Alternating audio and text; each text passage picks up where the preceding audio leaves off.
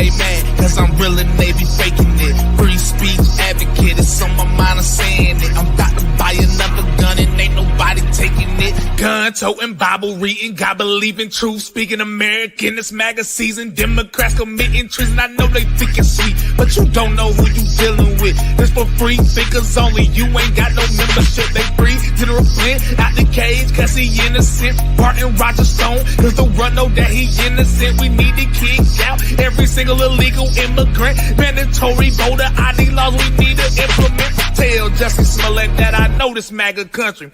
Tell China we know they... Hello, everybody. We are live. Hello to Lucy, John, Jimmy, and Jimmy's backstage. I'm going to bring him up in a minute. D.A. Josh, hello, and Vern. I'm so excited to have everybody here. For the first video, we are going... Okay, wait. I'll bring up Jimmy first. Hey. Good evening. How are you? Hey, Faculty. Hey. So Jimmy shared a really cool video with me that he wanted to have as another intro into our stream. So I am going to play that now.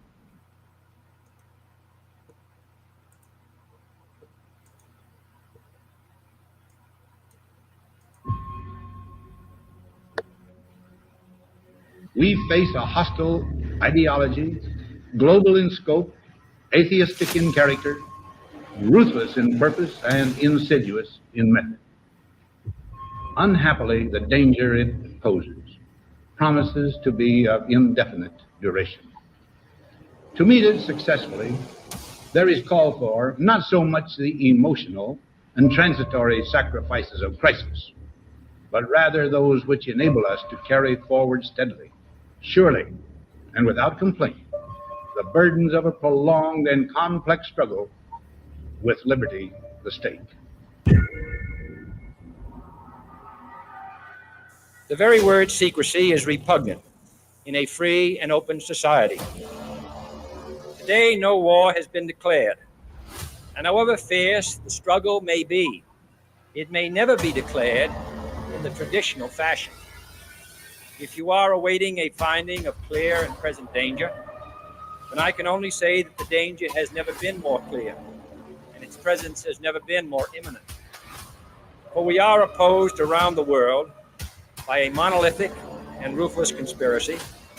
It is a system which has conscripted vast human and material resources into the building of a tightly knit, highly efficient machine that combines military, diplomatic, intelligence, economic, scientific, and political operations. You and I are told increasingly we have to choose between a left or right. Well, I'd like to suggest there is no such thing as a left or right. There's only an up or down. I think it's time we ask ourselves if we still know the freedoms that were intended for us by the founding fathers. We're at war with the most dangerous enemy that has ever faced mankind in his long climb from the swamp to the stars. If we lose freedom here, there's no place to escape to. This is the last stand on earth.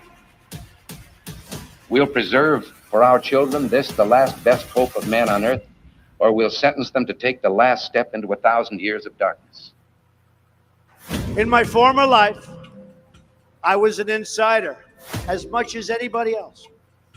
Now I'm being punished for leaving the special club and revealing to you the terrible things that are going on having to do with our country. There is nothing the political establishment will not do, no lie that they won't tell, to hold their prestige and power at your expense. And that's what's been happening. Their financial resources are virtually unlimited. Their political resources are unlimited. Their media resources are unmatched. And most importantly, the depths of their immorality is absolutely unlimited. For them, it's a war. And for them, nothing at all is out of bounds. This is a struggle for the survival of our nation. The corrupt establishment knows that we are a great threat to their criminal enterprise. They know that if we win, their power is gone and it's returned to you, the people. Will be. The corrupt political establishment is a machine. It has no soul. I knew these false attacks would come. I knew this day would arrive. It's only a question of when. This is not simply another 4-year election. This is a crossroads in the history of our civilization that will determine whether or not we, the people, reclaim control over our government. The only thing that can stop this corrupt machine is you. The only force strong enough to save our country is us. I take all of these slings and arrows gladly for you. I take them for our movement so that we can have our country back. Our great civilization here in America and across the civilized world has come upon a moment of reckoning. I'm doing this for the people and for the movement, and we will take back this country for you, and we will make America great again. Our campaign represents a true existential threat. It's a movement the likes of which we have never in history, in this country, seen before. Never in history. I'm a wartime president. It's a war. It's a war, different kind of a war than we've ever had. I know that this is a challenging time for all Americans. We're enduring a great national trial, and we will prove that we can meet the moment. I want to assure the American people that we're doing everything we can each day to confront and ultimately defeat this horrible, invisible enemy. We're at war. In a true sense, we're at war, and we're fighting an invisible enemy. Our Independence Day is at hand.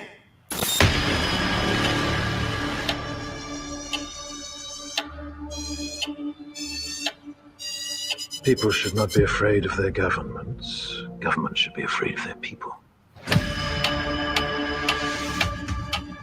The American populace is facing an unconventional warfare scenario.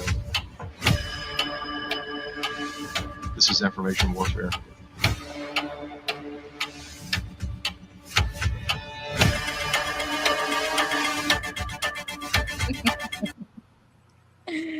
Oh man, You get excited? I love that. It's just so perfect for what the stream was gonna be about today because once I saw V, I was like, oh snap. Yeah. I try to send you some good stuff. Wow, but that was a lot to take in. I mean, that's everything we've been talking about is basically the deep state, the Reagan, the JFK, inside job, Trump assassination. I mean, that really got my heart like pumping. Yeah, the list goes on, and there's so much that's happened since we last talked last Tuesday. I don't even know what's going to happen between now and next Tuesday. Exactly. I don't think I could even wait till November. Like my nerves, because you're just waiting for every day something new to happen. Yeah. And it can get you upset. Like it could change your mood. Like I don't know about everybody else, but since I've been awake to politics and everything, I do feel like it's important that it impacts my daily life, that the election can seriously impact what the next 4 years of my life is going to be. Oh, correct. Absolutely. I agree with that. Yeah. Okay, so in this stream, we're going to be talking about V for Vendetta. I found the perfect picture for the background. This is when he first gets introduced to Evie, the second main character. But I mean, this guy, I don't know. I feel like I'm waiting for the real life V. I feel like what the world that they were in is the world that we are in, not, I mean, not that far, but like we're getting there. And Right. then V is going to come up one. Like, remember when I told you the dictator is coming, or like the right guy who I believe is supposed to run for president? Because I have my troubles with Trump. I hate the fact that they keep putting old people on the ticket. So I'm like, damn, the right guy is coming. And I feel like V is coming. How do you feel? I'll just say that whatever comes to play was meant to be, so to speak. I really don't think that we're going to go down a dystopian nightmare. I don't see that. I know that a lot of people watching, they have a lot of fear. They have a lot of trepidation. They're worried. For some reason, though, Ruby, I'm not worried at all.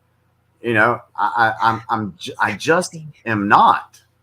And I can't explain that other than the fact that I've dug so deep on so many different things. And granted, there's a lot more I could dig on. Okay. And I see things playing out and I'm like, yeah, I saw that coming. Yeah, I saw that coming. Oh, well, that one. Okay. That one kind of took me by surprise there, but that doesn't totally surprise me, so to speak. So I think that there's been so much information coming out to the public that hopefully this time around, the people will use their critical thinking and vote the right way. You know, and I know there's going to be some in the comments like, "Oh, our vote doesn't matter," but we can talk about that later sometime. But Right. Yeah. I think there's like it's been said. I do believe that the best is yet to come, but we got to go through a lot of darkness. We got to go through a lot of crap, and we're going to see a couple of that, a little bit of that in the movie clips when we talk about that. But people have got to get slapped in the face, so to speak. They got to wake up. They got to wake up. Yeah. Too many people have been sleeping. Yeah. I mean, I feel the same way even about in the world, or like when people talk about God. Some people say, oh, like, why does God allow suffering? And my answer to that is almost like you too. It's like, if you don't have any suffering, or if you're not punched in the face once in a while, you're never going to realize what's your real purpose in life, or what's the goal? What's the end goal? What are you supposed to be doing here with your life? What's your purpose? And I feel like that's the case even with reality. It's like, if everything was fine and all dandy, we wouldn't have a need to vote or to get involved or anything. It would be like paradise, you know, like a utopia of everybody would be equal and get paid the same. And you know, like it would be something that is in a movie and is not the real world. Like the real world, you got to work for things, you have to earn things, you have to, you know what I mean? Like you have to be proactive in things. You can't just be sitting around waiting for something good to happen to you. Yeah, and the thing is too many people sit back, they relax, they just say, oh, well, I'm not interested in politics, I'm not interested in religion, I'm just going to live my life and do what I need. Okay, if that's what you're going to do, that's fine, but you are handicapping your voice when you do that. Exactly. And your voice is your power. And too many people have forgotten that and just want to sit around and, like I said, I think it was last week, wait for the next football game to come on, or go to the next concert to see their favorite singer or whatever. Which there's nothing wrong. There's nothing wrong with having hobbies and leisure in life and everything. I get that. We all need that. Recreation, we all need that. But you cannot keep burying your heads in the sand and pretending like nothing's going on. Yeah, like this had nothing to do with me. That's you guys. You guys handle that. But it's going to affect us all. At the end of the day, it will affect us all. And if you're not participating, if you're not voting, if you're just anything opinionated, at least at least move on from your neutrality and get involved. Like that was what I hated about being a Jehovah's Witness, is that everything was happening around me, in front of me, but I couldn't say anything about it. I couldn't do anything about it. And you're just stuck there. And how many thousands of other people feel the same way? Like the voting system, like they lost faith. They lost faith in the government. They lost faith in the enforcement, in the justice system. And then they feel like, I got to take it into my own hands. And it's like, no. That's why this system is supposed to work. So that we're not out here killing each other. Like there needs to be law and order. And so that's why I agree with more Republican views, you know, even though I mean, we're not going to go into that today, but like, that's the reason why I'm so passionate about this types of things. So the other stream, somebody said Jimmy is the is the real life V. And then I was like, what's that? I didn't get the reference. And Jimmy said, you didn't see V for Vendetta? Remember the 5th of November. And I was like, no, what's that? So I had to see the movie and I got it. I watched it and I was literally getting goosebumps. I was getting anxious, like my stomach was turning. I was getting a little sick. I was getting angry and sad and then happy that he was blowing stuff up. So I just want to let everybody know, or well, actually, I want to ask everybody in the comments, have you seen this movie? Let me know in the comments. We are going to play the trailer of that movie just in case nobody has seen it, and to just pique your interest at the same time. Because if you haven't seen this movie, you need to see this movie. You need to see it. And let's say that we're not professional movie reviewers, but so we'll do our best. Yeah, I mean, it's not going to be a full review of the movie, but this is it goes in line with the subjects that I'm bringing up on the streams that Jimmy talks about, that we're all talking about, and everybody's like, oh, well, why do you care so much about this? Or what do you mean the deep state? So this movie totally represents everything of what we talk about, how I feel, like literally in a movie. Okay, so I'm going to play the trailer now.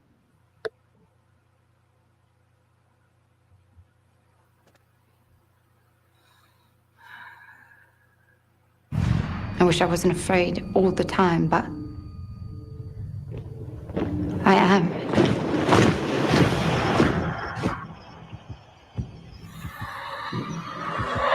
People should not be afraid of their governments.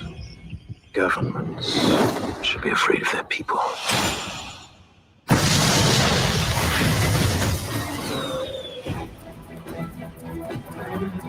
Those caught in violation of curfew will be prosecuted without leniency or exception. It's past curfew, you know.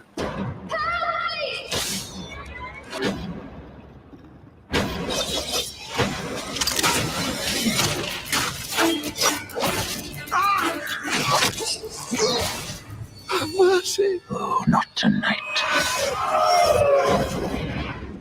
Who are you?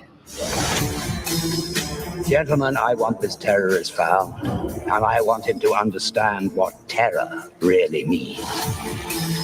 We're working on several leads. Her parents were detained when she was 12. It was like those black bags erased them from the face of the earth. You have one chance. You must tell us the whereabouts of Codename V.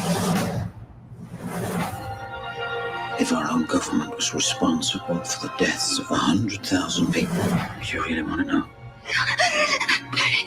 Those who are responsible will be held accountable. The time has come for you to live without fear. I'm ready. This country stands on the edge of oblivion. I want everyone to remember why they need us. Kill him. My turn.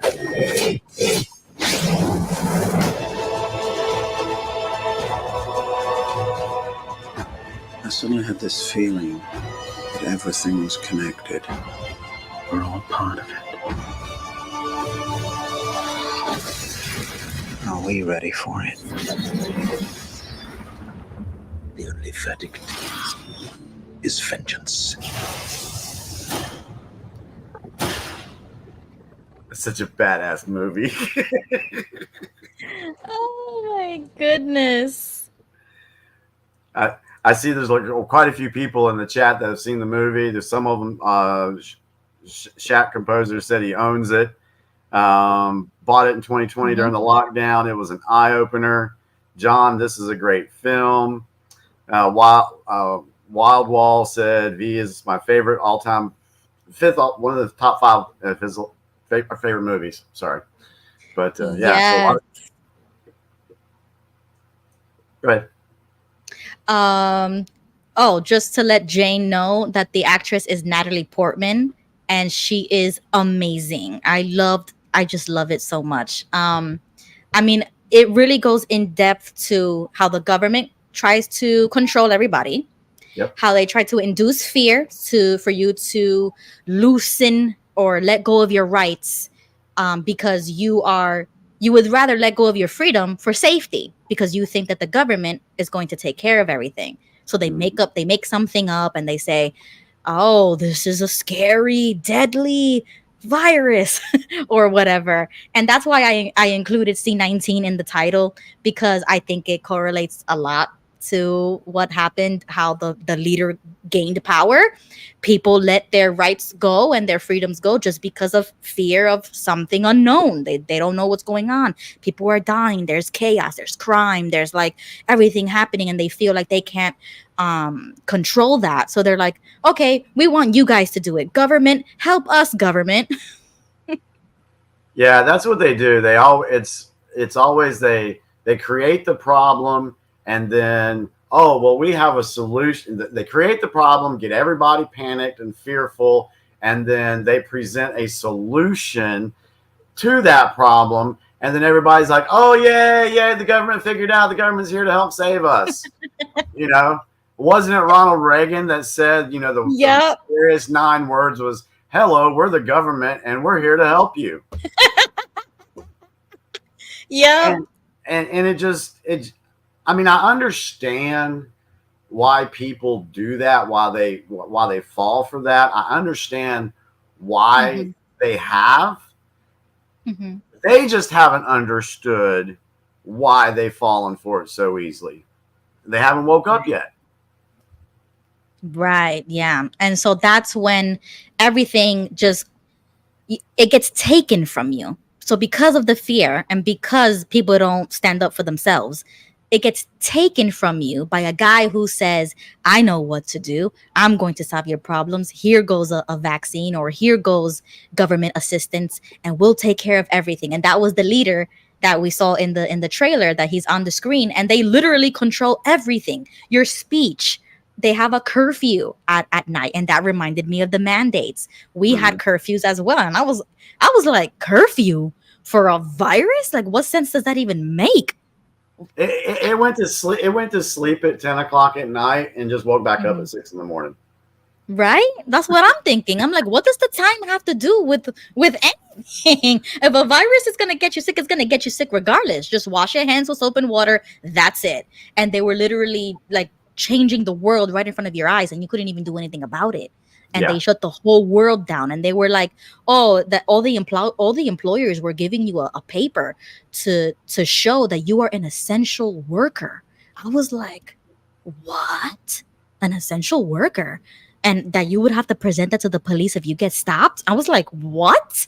Like, you would be lucky if you even get my ID. What you mean that I'm gonna have to show some paper proving that I'm going to and from my essential job? Yeah, and it's just mind-boggling, everything that happened. And I'll be honest, I never thought that I'd be talking about this subject again, because I did a video with John and Diasis, and it was our CV19 stories. And I think I said on there, I said, hopefully this will be the last time I have to talk about this subject. but there's still people out there that are still buying the BS from 2020. Right. And we have to talk about this because they're going to try it again. So maybe if we say something on here tonight that can like help open their eyes, maybe they can fight against it too. So right. Yeah, and they're always going to use that as an excuse. Oh, look at the governors who shut down first or opened up first, or like it became a thing. And I was like none of that should have even happened to begin with. So I'm listening to the people who were like, yes, that was a scam. Yes, they tried to take your rights, because that's exactly what happened. Like I'm for truth. I'm seeking the truth. I'm for truth tellers, and I'm not going to vote for somebody who still says, oh, like the vaccine was good or the shutdowns were good. Like, absolutely not. Right. Oh, you know what? I actually got my mail-in ballot in the mail today. And that's how I look at all of my candidates. And I've been Googling and researching. And I actually spoke to one on the phone. I was so shocked. She called me back and I was like, so I mean, these are a couple of questions that I have. And I asked her and I couldn't believe she answered me. Like it was an amazing conversation. And I Oh, was wow. like, whoa, I know, right? It's crazy. Yeah, yeah. I have my own thoughts about those mail-in ballots. Yeah, no, me too, me too. And when everything was happening, I was like, well, Florida was a little more strict with that, and they are proposing, like lots of them say, oh, we need stricter rules on voter ID, to drop it off in person. Like that's what I do. I take it from the mail, and so it's so that I can do my research on the names. Because if I go in person, I don't know who I'm voting for. Like I would have to do a lot. But if I get the paper mail, I don't have to mail it back. I can do it in person or go and vote in person when the election is up. So I use it to do my homework, and I've been doing my homework all day. And that was our homeschooling lesson. I told Quentin, because he just turned 10. So I told him, look at this. You see what this is? This is who we need to research for our homeschooling today. And he was like, okay, let's do it. And we were on the Nice. computer. We were watching videos. And he said, Mommy, is this a good person to vote for? And I said, well, is he America first? Does he have the same values as us? And it's like I was teaching him in real time that I was like researching the candidates. And she called me back literally, and he was screaming like, oh, she called you back. And I was like, yeah, look at that. These people really mean what they say. Like you have to get the person who actually means what they say, and they show it to you. That's why it's so important to do meet and greets, get these people to step up and join, like go to the rally, go to the meeting, go to the town hall, the city hall, like whatever it is, and get involved. Yeah, and unfortunately, I mean, that's kudos to you for doing that with with Quentin. You said his name is. Kudos for you for doing that, because I can guarantee you, there's not a lot of parents out there across the nation that are actually doing that, and that's why we continue to have uninformed voters year after year after year, because no one, well, I won't say no one, the majority of folks are not stepping up and getting involved, and they're just checking a box, or either that or just sitting at home. So, yeah. Right. Exactly. Okay, so do you want to move on to the top 10 disturbing video, like points for V? Yeah, do we want to put a disclaimer out? We missed the disclaimer at the beginning, just basically telling folks this is for entertainment purposes only, and this is our opinion and all that stuff. Do we want to say that? Sure. Okay, go ahead. Do you want to give one? I already kind of just did. This is for entertainment purposes only. Everything that we say here is our opinion only. Yes. So don't take our word for it. There's plenty of information that you can go look up and find the truth about what we're talking about. Yes. Okay. Thank you, Jimmy. Because another disclaimer: this is my show. It is being streamed simultaneously to XJW TV, which is Fixing My Faith, Vern and Shauna. My views or my shows or thoughts, comments, whatever, has nothing to do with Vern and Shauna. They are not affiliated in any way with my show or my title or my subject. Literally, nothing. That we are not collaborating. This is just a me thing, and I brought Jimmy on with me because I saw a really discouraging comment. I'll just discuss that really quickly. Somebody did say that they were going to unsubscribe from Vern's channel because of the things that I was talking about and sharing. So I do just want to put that out there. It has nothing to do with Vern and Shauna. This is just streaming so that more people can watch, if they want.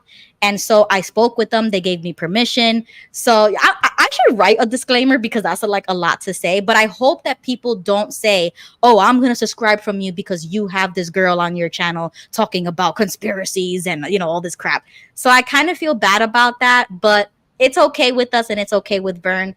So. And we already know that we're going to ruffle some feathers. We already know that there's people watching this video right now that are going to call us crazy. Oh, y'all are lunatics. Oh, you're part of a cult. And they said that last week. We already know that. And so yeah, if we're ruffling someone's feathers, good. good. Mhm. I'm at the point now, after been doing this for 4.5 years, that I don't care anymore. I'm going to speak out what I believe and believe to be true, know to be true in some instances, because there is a difference between believing and knowing, you know. Right. So that's why we try to preface a lot of things that we say with whether we know this for a fact, or we may believe this is true, or we are just speculating. We'll premise the stuff when we say that. So Right. cut us some slack or go do your own videos. Yeah, I totally agree with you. Okay, so let's see. I'm going to share this new tab. And this is also a video that Jimmy sent me. Let's see if I could skip this ad. And we're going to go by number, right? So I think there's 10 different numbers. Yeah, some of them we may just be like, yeah, we ain't commenting on that one or whatever. So just this right here will give people an idea of what this movie is about and how it relates to what we're dealing with right now in current time. Okay, perfect. Remember. Welcome to Watch Mojo, and today we're counting down our picks for the top 10 disturbing V for Vendetta moments. For this list, we're looking at some of the most upsetting, uncomfortable, and dark scenes from the 2005 dystopian comic book movie V for Vendetta. Please note there are major spoilers ahead. Number 10, BTN broadcast. In the dystopian fascist Britain imagined by V for Vendetta, the state-run Britain Television Network, or BTN, dominates the airwaves. No news outlet is free from bias, but BTN is a propaganda machine. In this broadcast, the so-called voice of London, Lewis Prothero, delivers a gloating critique about the United States' misfortunes. I think it's high time we let the colonies know what we really think of them. I think it's payback time for a little tea party they threw for us a few hundred years ago. He then goes on to rail against a myriad of marginalized groups. It's hard to watch, but it sets the stage for the events of the film. Immigrants, Muslims, homosexuals, terrorists. Prothero comes across like some sort of far-right conspiracy theorist on social media, but the terrifying truth is that he represents the government's values and actually has a mainstream national audience. God-fearing Englishman, and I'm goddamn proud of it. That's quite enough of that. Thank you very much. Number 9, EV store. That's quite enough of that. Yup. Oh my goodness. How can I do this? Okay. Yeah, this is better. Okay. Okay. So number 10, how do you feel about the news segment? Well, as we can see today, there are only 6 corporations out there that own all the media, not just the TV, what you see on TV, but what you see in print, what you hear on the radio. The media is, for lack of better words, the enemy of the people. And we can see that it is nothing but a propaganda machine. And especially when it comes to C19, we can see how the media ramped up the propaganda. They used fake PCR tests, faulty PCR tests. They pushed it up to like 40 cycles so it would catch dead RNA. Only so they could use their little counter in the corner of the TV screen to show how many cases there were, pushing that fear onto the viewer. And the thing is it doesn't matter whether it's CNN, Fox, MSDNC, the New York Compost, Washington Toilet Paper Times. It doesn't matter what it is. It's all of it's propaganda. And it makes it really difficult for people who are looking for true information, because they've been taught their whole lives that, oh, if you want to know the truth about something, you need to read the newspaper or look at the news. And people are like, I saw it on TV. It's got to be true. I'm like, really? So yeah, in the movie that the BTN network, they controlled everything. They, like I said, it dominated the airwaves. And it was just a huge propaganda machine. And they pushed their agenda that way. Same thing that we see today. Right. Yeah, that's how I agree with you. Last time I told you I don't even watch TV anymore. We don't even have cable. We don't even have a television. I get all of my news from independent journalists, people who I can somewhat trust, like I can vet them. I can see their history, had they been reporting good, like, on Twitter and things like that. But the movie that I was dying when I saw that the first time, when he started talking with the homosexuals, the Muslims. I was on the floor because I was like, yo, what the heck, this ain't on TV. But you see, that is the state news. That's the state approved news. So it's almost like North Korea, right? Yes. And China also like limits their internet. I think I've heard like stuff like that. They limit Yes. like some stuff, or they only have one news network. Yep. And that is the appreciation for the freedom of press, because we should be having more than just all these TV news networks. And we got a source, and they don't tell you who the source is, or they give a misleading headline.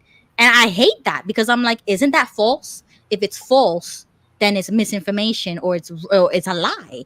Like, it's not alternative facts. No, it's a fact or it's a lie. So what are they doing to us? Yeah, exactly. And a lot of people, they say, okay, Jimmy and Ruby, all right, you've pointed out that the media is the enemy of the people and it's fake news. Well, how do I find true information? How do I vet what I'm looking at? Well, we've talked about this in a couple of other videos. Is when you're looking, let's just say you pick a company. Let's just say CNN, for example. You got to find out who's funding them. Okay. And then you got to find out what affiliations that these people that are funding them have. You got to actually do some research. You can't just accept it at face value. And it's just like with when you're reading articles and stuff, you'll see the headline, and the headline will look flashy and exciting, but go look and see who wrote that article. Go and check to see where that person stands. What other articles have they put out? And then by then you should be able to figure out, okay, yeah, maybe I don't like this person, or what I've done with my sources is I've vetted them. And I'm like, okay, yeah, I can trust this source for me. And I've done that with all my sources. And I'm happy with the sources I have, because I was able to vet them. Right, exactly. And you know what else is going around? You know how like Gen Z has like these slang words and stuff like that means something that you wouldn't expect. So I was and they told me, do you believe in capital T and lowercase t? And do you think that we can find the truth elsewhere? And I was like, what is capital T, lowercase t? And then he said, oh, well, capital T is like objective truth, and lowercase t is subjective truth. And I was like, what? Like, why are you even entertaining this like reasoning of, well, something is objectively true, and then something can be subjective based on context and based on what the person believes is true. And I was like, what? Oh my God. And this is how we got kitty litter pans in the kindergarten classes, because the people just believe that it's true. Oh my God. Yes, exactly. I was like, hold up a second, guys. I don't know what you're talking about. I don't know if I'm too old already. Like, I don't know, but I wouldn't even entertain the thought of a capital T, lowercase t, alternative facts. Like these are the things that rope you in to what the left already does. So it's spilling into the right and their circles and their conversations, because I was like, no, it's the truth or a lie. Yeah. Like it's not his truth, her truth, my truth. No, it's the truth or it's a lie. Yeah. That's it. It's pretty simple. Yeah. Okay. So let's see number 9. Our protagonist might work for BTN, but her reaction during Prothero's broadcast makes it clear that she has issues with the police state the country's become. And she has every reason to feel that way. My father was a writer. You would have liked him. Evie lost both of her parents at a very young age to this totalitarian regime. As Evie tells V her story, we're given a flashback to the terrifying night that the Fingermen, Britain's secret police, came to blackbag her parents, who were politically active in opposing the Norse Fire Party. Evie, quick, hide. The arrest, which can only be described as a home invasion, plays out like a scene from a horror movie. The terror on young Evie's face can't be unseen. I never saw them again. It was like those black bags erased them from the face of the earth. Number 8, the government. All right. So you want me to go first? Sure, go ahead. Okay, How do you so- feel about Evie's past? So I guess my takeaway from this is, so we got Evie, who now works for the BTN organization, and throughout the movie she starts seeing things that she doesn't agree with, and later on it'll show her getting arrested or whatever. It does go back to her past that shows that her parents were very active in speaking out against the government, and they basically were silenced. And so what do we see today? We see people working for companies that these companies have been accused of wrongdoing, and information's come out. And then we have whistleblowers that come out and talk about what they've seen. For example, here lately, it was the Boeing company, and we had 2 whistleblowers come out about that. Throughout the years, we've had many whistleblowers talking about things that they've seen that is nefarious, deceptive, and destructive that these companies are doing to harm folks. And what do? They silence people.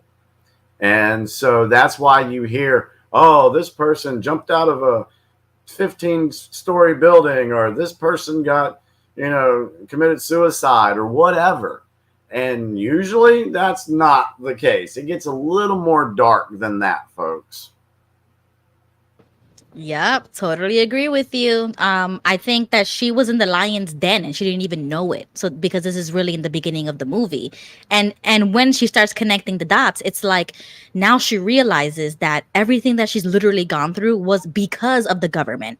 Not that they were actually helping you. It was happening, bad things were happening to you because of the government. You just didn't know it. And then when she was working at the news stuff, even though she had all of this like suppressed feelings or thoughts, it came out in her behavior. She was like a little rebellious. She didn't respect the curfew. She didn't. And we saw a lot of that in COVID. Like people kind of skate through, oh, I don't have to wear a mask. And it's like little by little, people were getting a little bit more brave to stand up for themselves, because it was already mandated. Like they already told you, you gonna do this, and I don't care how you feel. And then people were like, I don't think so. And so that's how we see Evie in the movie as well. She's like, she goes along with it, and she's like, oh, she doesn't really connect the dots until she wakes up. And I think that's what we've all gone through, like in different levels, religion, the politics, media, like literally everything in your life, you have awakenings. It's over and over and over again. And then you realize, oh snap, everything is connected. I was just like ignorant to all of that, and I didn't even know that. So that's where Evie gets caught. Yeah, you made a statement that there's awakenings. I like how you put an S at the end of that, and we're going to talk about that a little bit later with another clip of another movie. But you just don't wake up one time. You just don't wake up. You don't wake up from Watchtower and be like, oh, I understand everything now. Right. No, I'm here to tell you that you're going to have a lot of wake up moments. You're going to have a lot of, oh, crap moments. And I'm going to tell you right now, with me personally, yeah, I woke up a lot of stuff, but there's still some things out there that haven't been revealed yet that I'm going to be like, crap. And you could almost sense it now. Like I can literally sense when I know something is going to open up my brain, and I get a little anxiety, and I'm like, do I really want to read that right now? Do I really want to know about this right now? So sometimes I do control it. I control that awakening, and I say, I'm not ready for this. Let me prepare myself, and then I'll dive into this. Or like when my husband tells me something and he's trying to share something with me, I tell him, is this going to wake me up about something that I'm not ready for? Like I stop him right in his tracks, because I'm like, you're not going to give me anxiety tonight. tell me what you're going to tell me first. And if it's going to either ruin something that I had already had I constructed a thought or a belief. If Right. it's going to hinder that, tell me before you tell me.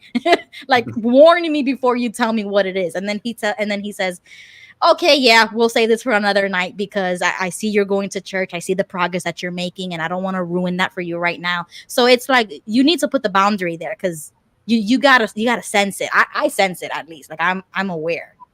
Yeah, it's an amazing journey to go down. It's exciting, but it's also scary. But once you go through it a couple of times, you're like, okay, I've kind of got the hang of this now. I know what my emotions are going to be. I know how I'm going to feel about this. Let me just deal with it and face the fact. That's the thing. You got to face the fact. You can't have fear to know the truth. I know that sounds weird, but do not be fearful of the true information out there. And if it does cause you to, rethink what you previously believed, then okay, that's good. So I was trying to think of something else I was going to say on that clip there about whistleblowers being silenced and everything. Going back to the media powers, when we were talking about C19 and online, the alternative sources, we were being shut down. I mean, I lost my original Facebook page. I spent many weeks in Facebook jail because, and so did a bunch of other folks. YouTube channels were taken down. People were kicked off of Twitter. People were kicked off of Facebook. And it's just, they didn't want that information coming out. But what they didn't count on was the number of people that were putting that information out, and they couldn't silence all this.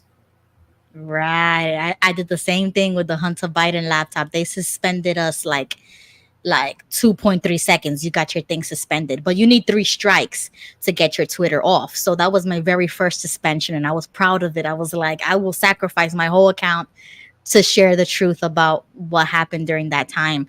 And then reports later on, they were actually admitting it, that if people actually knew the truth, that would have swayed the election because people would have not voted if they knew the contents of Hunter Biden's laptop. Oh yeah. Have you actually seen everything that's on that laptop? I've seen some stuff on there. Okay. Yeah. It's not good. It's not good. And it's, I don't think we're going to go into that here, but it's disturbing. It's disturbing. Right. It is. But you see, this is for everybody to do their own research. We're bringing up certain things that you can definitely check out on your own. Look it up because now they actually allow this information to become public knowledge. You see what I'm saying? But at the time, they were censoring it because of the election. So. Well, yeah. And I'm sure we're going to get into that a little bit more. I got a little bit more to say about all that. But yeah. So let's go to the next clip, I guess. Government's response. Right. Yep. Okay, so number 8, the government's response to the attack. Response to the attack. On the night that Edie first meets V, the masked vigilante offers her a front row seat to his first major act of resistance, the destruction of the Old Bailey. Here comes the crescendo.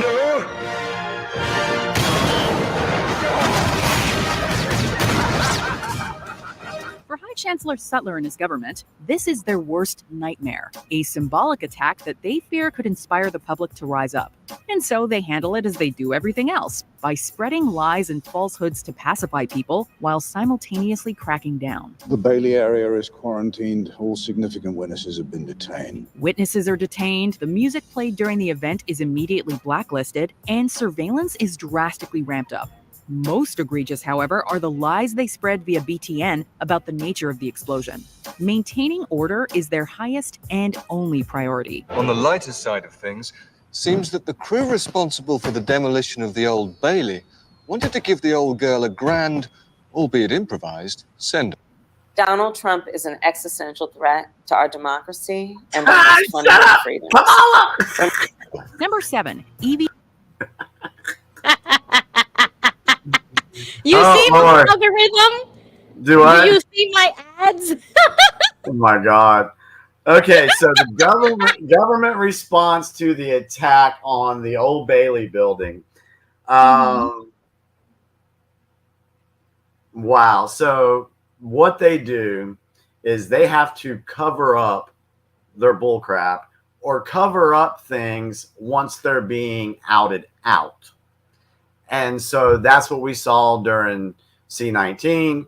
Once the information was coming out about, no. Let's go with what Trump said about ivermectin and hydroxychloroquine. When he mentioned that those two drugs were sufficient and helpful and would have taken care of this, what did the media do? They immediately started attacking hydroxychloroquine and ivermectin. And they would say, oh, well, hydroxychloroquine caused this many heart failures in this study. The thing is they were falsifying the studies. They were putting too much of the drug into something so that they could get the result that they wanted. And so they continue like with the PCR test. The PCR test was not designed to be able to detect a virus. It wasn't designed to do that. And knowing that, what these people did is they upped the They upped the scale to like 40 up to 40 so that it would catch dead RNA so that they can say, oh, well, this person had COVID. And no, that's not what happened. And then the whole thing with like the 6 feet apart, oh, you got to be 6 feet apart or this will happen and this will happen. They lied to you about that. And Fauci even admitted, oh, we made that up. He admitted it. And so they put this information. Talk about conspiracy theorists. These were the ones doing it. Right. They were the ones doing it. And so, yeah, go ahead. Your thought, and then I'll come up with something else. So the way the government tried to sweep in and say, oh, that wasn't an explosion, that was a demolition. I mean, that's what they did to 9/11. That's what they've done to everything else. They tried to claim like, oh, we didn't know. I kind of hate that because it's like, how can you pride yourself on being the empire, the strongest country on the planet with the best military on the planet, and for something like that to just pass by and no countermeasures? There was no jets in the air at the time, and so you see what I'm saying? Like, I'm like, okay, I don't believe none of this. And in the movie, there was also citizens, like eyewitnesses, with Natalie Portman's character, that said that they were saying, I'm an eyewitness, I was there, that didn't happen. And then the truck would come, swoop you in, and they would take you away, and you would never be seen again. Yeah. And I was like, oh, well, snap. It was just like J6. I was there. Exactly. I was there. I saw what happened. I reported it that night. I told people the truth that very night. And then I'm sitting there listening to the media and what they're saying. I mean, like, they're freaking lying. That didn't take place. That didn't take place. Or they'll leave out stuff that eyewitnesses saw. For example, I saw people changing their clothes behind certain buildings and under trees. I saw that. But the media will say, no, you didn't see that. You saw something else. Right. And it's insane. So let's see. I think I was about how do you think I was trying to read that comment. Sorry. It's okay. Yeah, she Cat B says she thinks it was to collect DNA. I mean, yeah, there was a lot of theories going on. Even my uncle, he used to go down. He was disabled and he had like a scooter, and he would go driving Lower Manhattan to all the hospitals in Lower Manhattan to see if what they were saying on the TV was true. And he would go into every single hospital, and on the TV they were saying, "Oh, it's overloaded. We don't even have beds. There's sick people everywhere, dying all over the place. Ventilator this, ventilator that. We don't have enough." And he would literally go walk into the ER and it was empty. Yeah, empty. I did the same thing. I went to 3 different hospitals here in our area and they were empty. But to hear the nightly news, those hospitals were overrun. It's kind of like, I don't know if you've ever seen the video or the clip where you have a weather reporter during a hurricane saying that, oh, this is a Cat 3 and there's flash flooding and and it makes it look like they're like waist deep in water. Yeah, that was Anderson Cooper. But behind them, there are people walking along the street, and you can see their feet and everything. I mean, it's just they're liars. They are liars, right. And they try to. And the thing is, though, is when the alternative media starts calling them out, and we get so strong that we're debunking these stories. You know, what used to take 5-6 years, you know, it went down to a year. Then it went down to 6 months. Then it went down to 3 months. We're debunking stories within 24 to 48 hours now. And so when that happens and they realize, oh, crap, they're on to us, they got to have another distraction. Right. And how many distractions have we seen just in the last 2 weeks? It's one story right after another. Yep. So, yeah. Yep. Oh, my goodness. Just media. Okay, let's see. Number 7, Evie's incarceration. Evie's incarceration. After being black-bagged, Evie wakes up in a mysterious facility. In a truly traumatic scene, she cries as her head is shaved and she's thrown into a small damp cell. She's taken out only to be tortured and interrogated. It's a painful reminder of the sort of treatment people receive in unjust legal systems and dictatorships. In a twist, however, it's revealed that V was behind it all, having recreated the experience of a Norse fire facility to free Evie of her fears. Hello, Evie. You. It was you. Yeah. That wasn't real. Understandably, Evie struggles to forgive him. What makes these moments even more disturbing is the fact that countless people, including V, have been subjected to the same and worse. What was true in that cell is just as true now. What you felt in there has nothing to do with me. I can't feel anything anymore. Number 6, Dietrich's. I can't tell you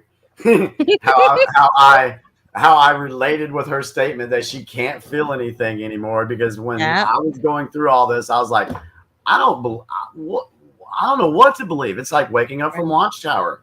I didn't know whether to believe God was real, God was fake, what religion's true, what I didn't know.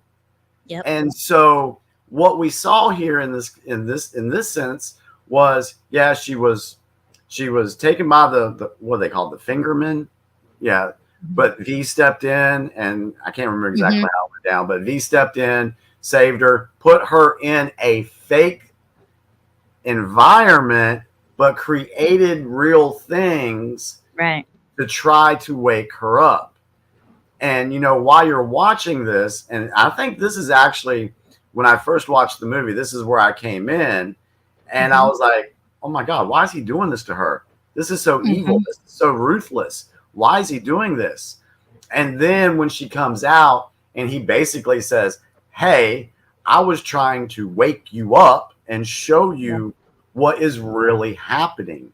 When he says, what you felt was as real in there is as real on the outside. Right. And so, I just lost my train of thought. I apologize. Go ahead. That's okay. Okay. So she was being incarcerated. She thought it was real, but it wasn't real. She didn't know that it was V the entire time. But like you said, the exact same things would have happened if she got captured, because this was already the point where they knew who she was. They were hunting her down.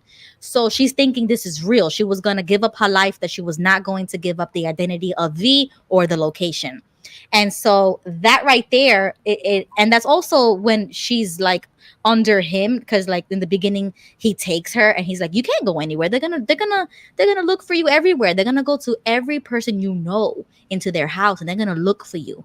So I kind of identified that right there, what Evie was going through was Stockholm syndrome. Yes. And so And that's what everybody tells me about. Oh, how did you feel like this about waking up or trying to, like, butter them up because you want their approval or whatever? And I was like, nah. I was like, lit this whole thing. I don't care. And so that's where Evie was later on. She was like, I don't care. I don't care if you kill me. Do whatever you want. I'm not going to give you the information you want. That's me right there. And then when she wakes up and she's like, that was all fake, but you tortured me. You did this to me. Like, I mean, I was with her. I was with her on that. But then again, I was like, yeah, that's kind of messed up because he didn't give her a warning. He didn't tell her that he was doing this to wake her up. Nothing. He let all her emotions go, and she really thought she was gonna die. And that's where I totally related to that, because when I was waking up with my husband, that's what he did to me. He did a V on me. And when I woke up, I was like, how dare you do this to me? And I resented him for so long. So I understand the whole situation Evie went through, and it took her a long time, like a year or something like that. In the movie, it kind of like skips on. It took her some time to forgive him, but I literally went through that in real life. So that's why this movie was like 10 out of 10 for me. Yeah, and it's kind of like what we're going through today with everything that we're seeing. Every day something new is being exposed as being true, and people are like, why is this taking so long? Why do we have to deal with this? Why can't we just go in and, disrupt overthrow the government? Why can't we just do all that?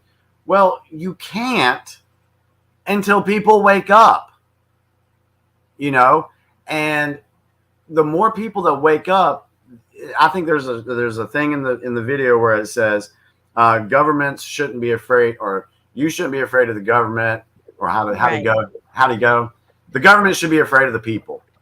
Right. And so the more you shouldn't be afraid of your government. Right. Yeah. So the more people that wake up, the stronger our voices and our power is. And so I know we talked about Q last week, but one of the things in there, it said it had to be this way. Everything you're seeing right now had to be this way. And people and there's another phrase in there that says, you have to walk through the dark to get to the light. How do you know things are so bad unless it's shown to you in your face? Then once it's shown to you, how are you going to react?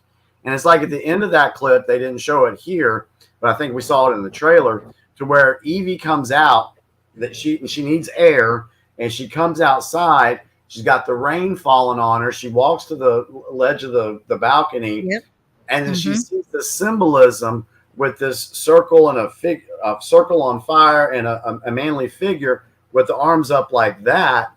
And at that moment, she feels powerful. She feels free. So even though she went through all that bull crap that V put her through, he had to put her through all that. It had to be that way for her. She had to go through the dark to be able to get that power that she finally was able to assume. Yeah, he did her a favor, and then she realized later. She understood that later, and that's exactly what my husband tells me too. He says, you should be thanking me, because if it wasn't for me, you would still be going to a Kingdom Hall right now. And I was thinking like, well, I mean, you're right, but I think I would have came to the same conclusion. It just would have taken longer. And that's the thing. He sped up the process for her and woke her up, and like it kind of shook her and was like, this is what's this is what's happening. It's been happening. You just don't know about it because you've been living on the surface.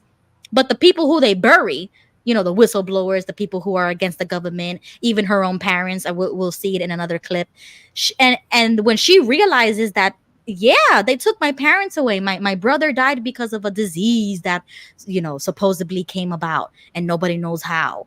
It was the government. And so that's what kind of shook her and was like, okay.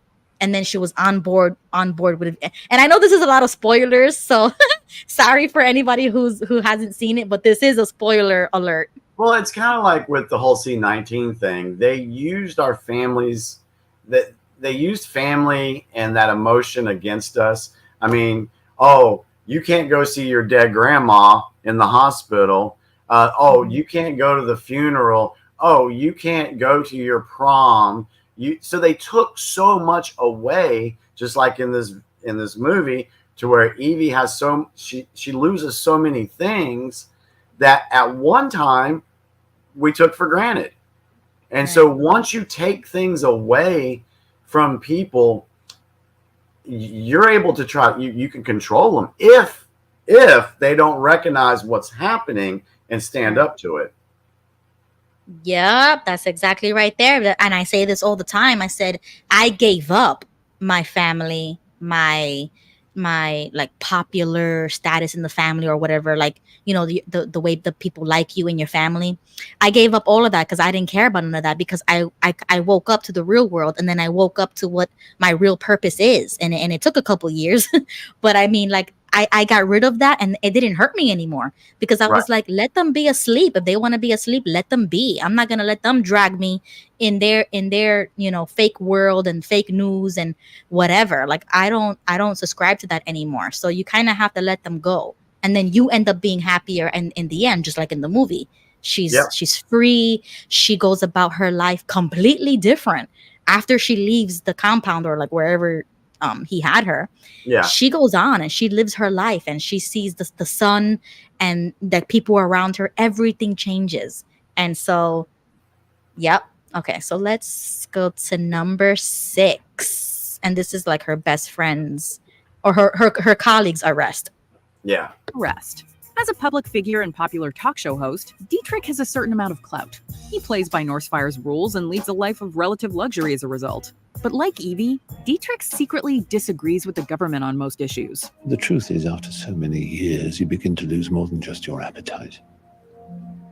You wear a mask for so long, you forget who you were beneath it. Inspired by V's acts of resistance, Dietrich throws out the government-approved script for his show and broadcasts a scathing parody of Sutler, the Norsefire leader. I am your chancellor! How dare!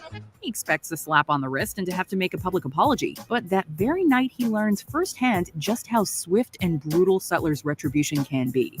Watching from under the bed, Evie is essentially forced to relive the night her parents were taken. Number 5, the story. All right, so the dude plays. He works for the BTN network. He plays by the rules, and everything is fine. He gets to live his life in luxury, have basically everything they wanted. We see that in today's world. There's people that work for the corporations, mainstream media, that they just do basically what they have to do to take care of their own selves.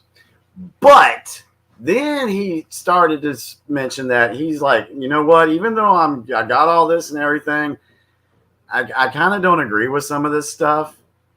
And then once he did that parody making fun of it, oh, Lord have mercy, then all hell breaks loose and they come after him. So if we want to relate this to Watchtower, it's kind of like a lot of the folks that are still in Watchtower, they're physically in, but they're mentally out. You know, they just go just so that they can, you know, see their families. They just go along to get along. That's what I call this. But then something snapped in him, is like, well, you know what? I really can't do this anymore. So I'm going to go ahead and speak out. And then once he spoke out, he was arrested, attacked, and all that. Just like in Watchtower, when you start to speak out, oh my goodness, you are attacked. You're labeled an apostate. Or if you're on the political side of things, if you speak out because you're like, you know what, there's some stuff I disagree with the government here, what they're doing with these lockdowns and all this, you know what, I don't agree with that. I'm going to speak out against that. And then once you do, then you got all the little government flying monkeys coming around, shutting you down and, you know, trying to start crap with you. So there's so many parallels in this movie to what we're dealing with today. Yep, exactly. And it also ties into Watchtower, like you just said, physically in, mentally out. I didn't even think about that. I was like, oh, that's a good point, because he is like a late night host or whatever, and he shows Evie all of like the illegal things that he has in a compartment in his home. He's like, you're the least of my worries. he has like a Quran. He's a closeted gay homosexual, and so he's like, I don't care about what you're going through. That if if they really found out what I'm doing, they'll probably take me too. So that's definitely the physically in, mentally out. And he thought he could use comedy to reveal the truth. And I think that happens in real life too, like SNL and all of these other late night shows. They try to use comedy to actually tell you the truth, and then they try to insert their own narrative at the same time. So sometimes I could take like comedic relief when these people are telling the truth, but then because that's, I mean, we have freedom of speech. We can do that. But in other countries, you can't do that. And just like the movie, they would have a black truck. They'll take you out your home, drag you out, and get rid of you. Yeah. Yeah. And it's like, comedians we see today, like Dave Chappelle. Dave Chappelle knew what was going on, and he was off, I think it was a $50 million contract, and he turned it down. He turned it down. And then they started, smearing his name. Same thing with Roseanne. Once she came out and started, doing some comedic stuff about what was really happening, oh, Lord, they attacked her quickly. And so it happens all the time. We see it all the time. But then you got the people that will hold up a severed head of a certain individual and deem that as art, but that's okay. We're not going to do anything to that person. Or you can have somebody say, "Oh, I've thought an awful lot about blowing up the White House," and nothing is done, because those are the government's flying monkeys pushing their agenda. I don't even know why I like saying flying monkeys. It's kind of funny. No, but they're so true. And it's like they handpick who they want. Like, did you see that Hillary Clinton did like a little mini series on, I don't know if it was like a Netflix thing or something, but she even had Kim Kardashian on there. And I used to follow the Kardashians because I was all up in that. And after I saw that, I was like, what is going on here? So they tried to cross genres or whatever, and they were using people like Kim Kardashian. They used people like Beyonce, like really big people, Taylor Swift, they try to use people with cultural influence. There you go, exactly. Yeah. And I was upset because I was like, damn, like I can't even have one celebrity. Like, can I just have a celebrity who doesn't get involved? And it's like, no, they literally pay them to say what they want them to say. You're going to be in this campaign, you're going to be in this ad, and then you'll get rewards for that as well. And that's the whole world of Vendetta. They all work for each other. They behind closed doors, they make deals behind closed doors. And so for him to do what he did without permission and to make it look all funny, he lost his life for that. And that was kind of, that got me like, oof. Like, oh my God. And Visa was like, I can't help him with that one. I thought they were gonna arrest him, but they killed him. Like, that's how bad it got. Yeah. It's crazy, man. Okay, number 5, the story of Adam Sutler, which is like the dictatorship, the leader. Of Adam Sutler. Fascism and fear walk hand in hand, as this harrowing cautionary tale shows all too well. Disguised as William Rookwood, V recounts to Inspector Finch how Adam Sutler rose to power. He's completely single-minded and has no regard for the political process. Sutler was a charismatic conservative politician who harbored racist and extreme religious prejudices. After secretly developing biological weapons, he unleashed them on his own country and blamed the attacks on terrorists, then stepped in to restore law and order. Before the St. Mary's crisis, no one would have predicted the results of the election that year. No one. Widespread fear created a vulnerable population willing to trade freedom for security. Armed with a complete disregard for human life, Sutler was able to dismantle democracy and transform the nation. Fear became the ultimate tool of this government, and through it, our politician was ultimately appointed to the newly created position of High Chancellor. Number 4, Bishop Lillian. Do I need to say any more than 2020? Exactly right. They were willing to give up their freedom for security. And it was Benjamin, I think it was Benjamin Franklin maybe it was Thomas Jefferson. Thomas Jefferson said, for those that are willing to give up freedom for security deserve neither. Yep, I've seen that quote. I think it was Thomas Jefferson. Somebody can correct me in the comments if that's the case. It was either Thomas Jefferson or Ben Franklin. So I liked how they portrayed that guy as a right wing conservative and okay, I like how they did that. Okay, so but so that's exactly what happened in 2020. They created the problem and tried to offer solutions. They used that fear. They're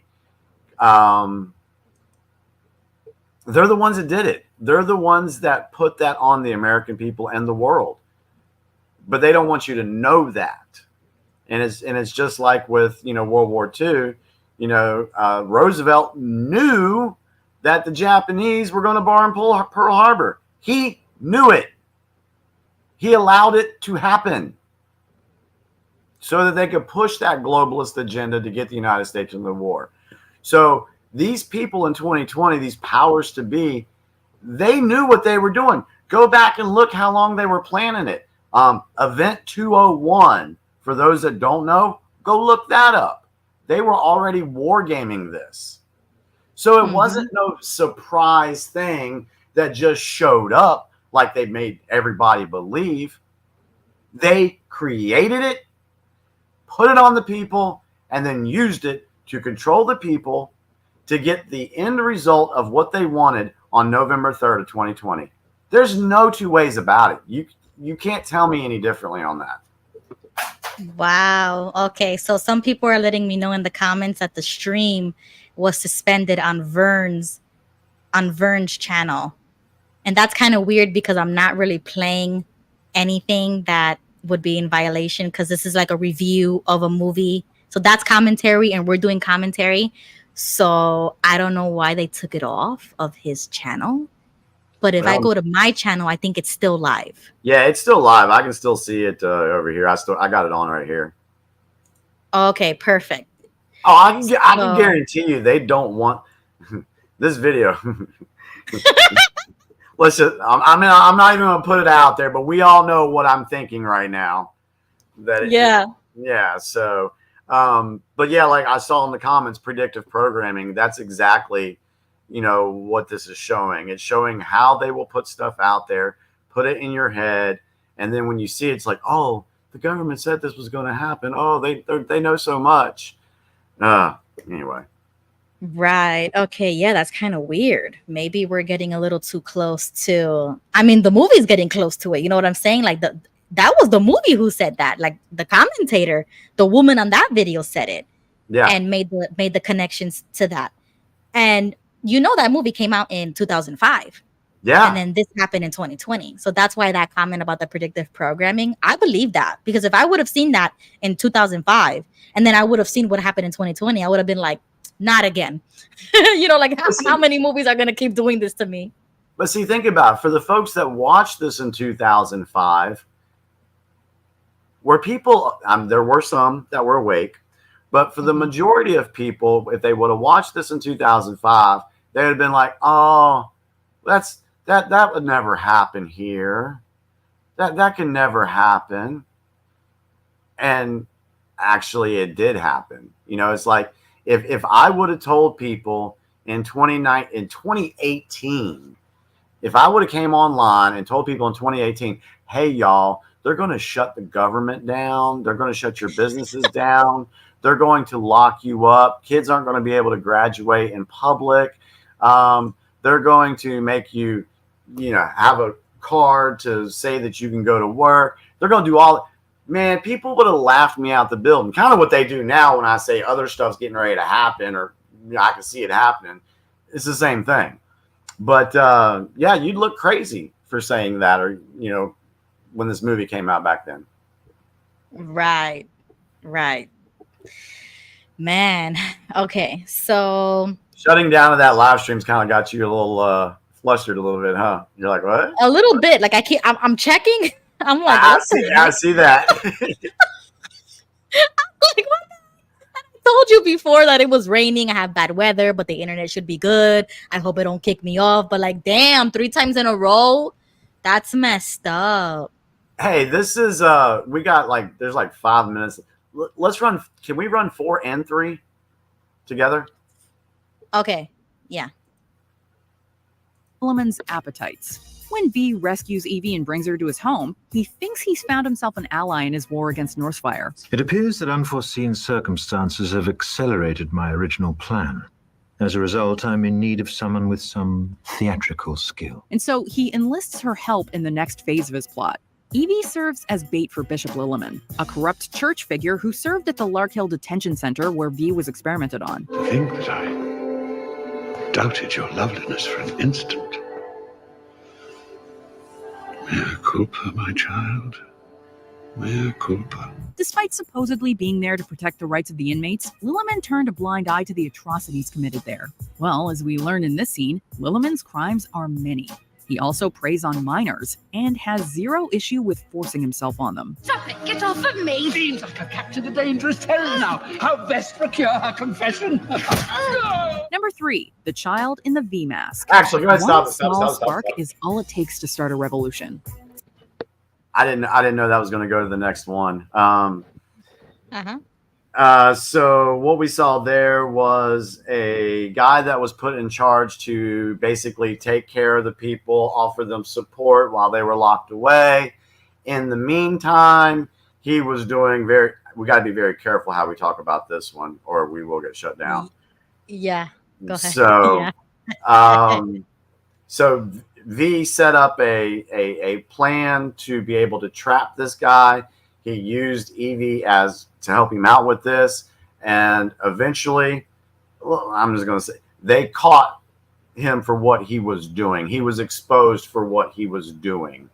So I'm trying to think of how we can apply that to today. Go ahead. If you have a thought, it'll come back to me.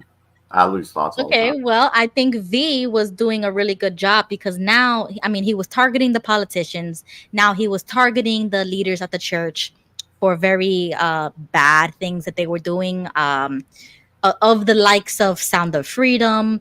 And so I won't get too deep into it, but we already saw from the clip that he was doing things that he should have not been doing. And so he was using Evie. And I think that's the whole vendetta. He was going against literally everybody who had wronged him in the past. But also they were bad people as it is. So he was doing the world a favor. You know how people were so upset about Kyle Rittenhouse. And then when you actually look at who actually was caught on that day, it was freaking pedophiles. So why are we really upset? Like, I'm not upset. I mean, if it was an innocent person, okay, I'll be upset. But Kyle took out pretty bad people. Well, it's kind of like this too. That preacher guy in the movie, the people that employed him and put him in that position, they knew what he was doing. So he had to do basically what he was doing, and he couldn't speak out because he knew if he did, all the stuff that he'd been doing would be exposed. And that's kind of what we see with today is there's some people out there that done some really, really, really bad things. And it's been caught on video. It's out there.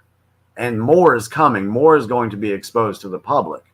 But these people are stuck. They can't do anything. They can't come out and speak out against the government because once they do, then this blackmail is going to be exposed. And then who knows what else may happen. Family members may start to disappear or things like that. So it's pretty crazy. Just really quickly, Yvonne says, what's the name of my channel? It's literally my handle. It's my real name, Ruby Quinn. And then the handle is at New Yorker Rican. And I have it on the banner, like the name tag here. Somebody asked what religion was V. I was Mr. M. Yeah. What religion was V? Yeah. I don't even know. I don't think he had one. I don't know. Yeah, he was too focused in his own vendetta. I mean, he was his own religion. He had a mission. He had a mission, and he wasn't going to stop until either it took him out or he took them all out. But that was the mission. you made a statement how he was exposing the politicians, and then he went and exposed this religious figure too. And we can kind of see that going on today. First, we had the fake news was exposed for what it was doing. Then we had the health communities, the WHO, the FDA, they were exposed for what they were doing. Then that leads to more politicians. It goes higher up. So every step of the way, we're seeing certain things being exposed to the public.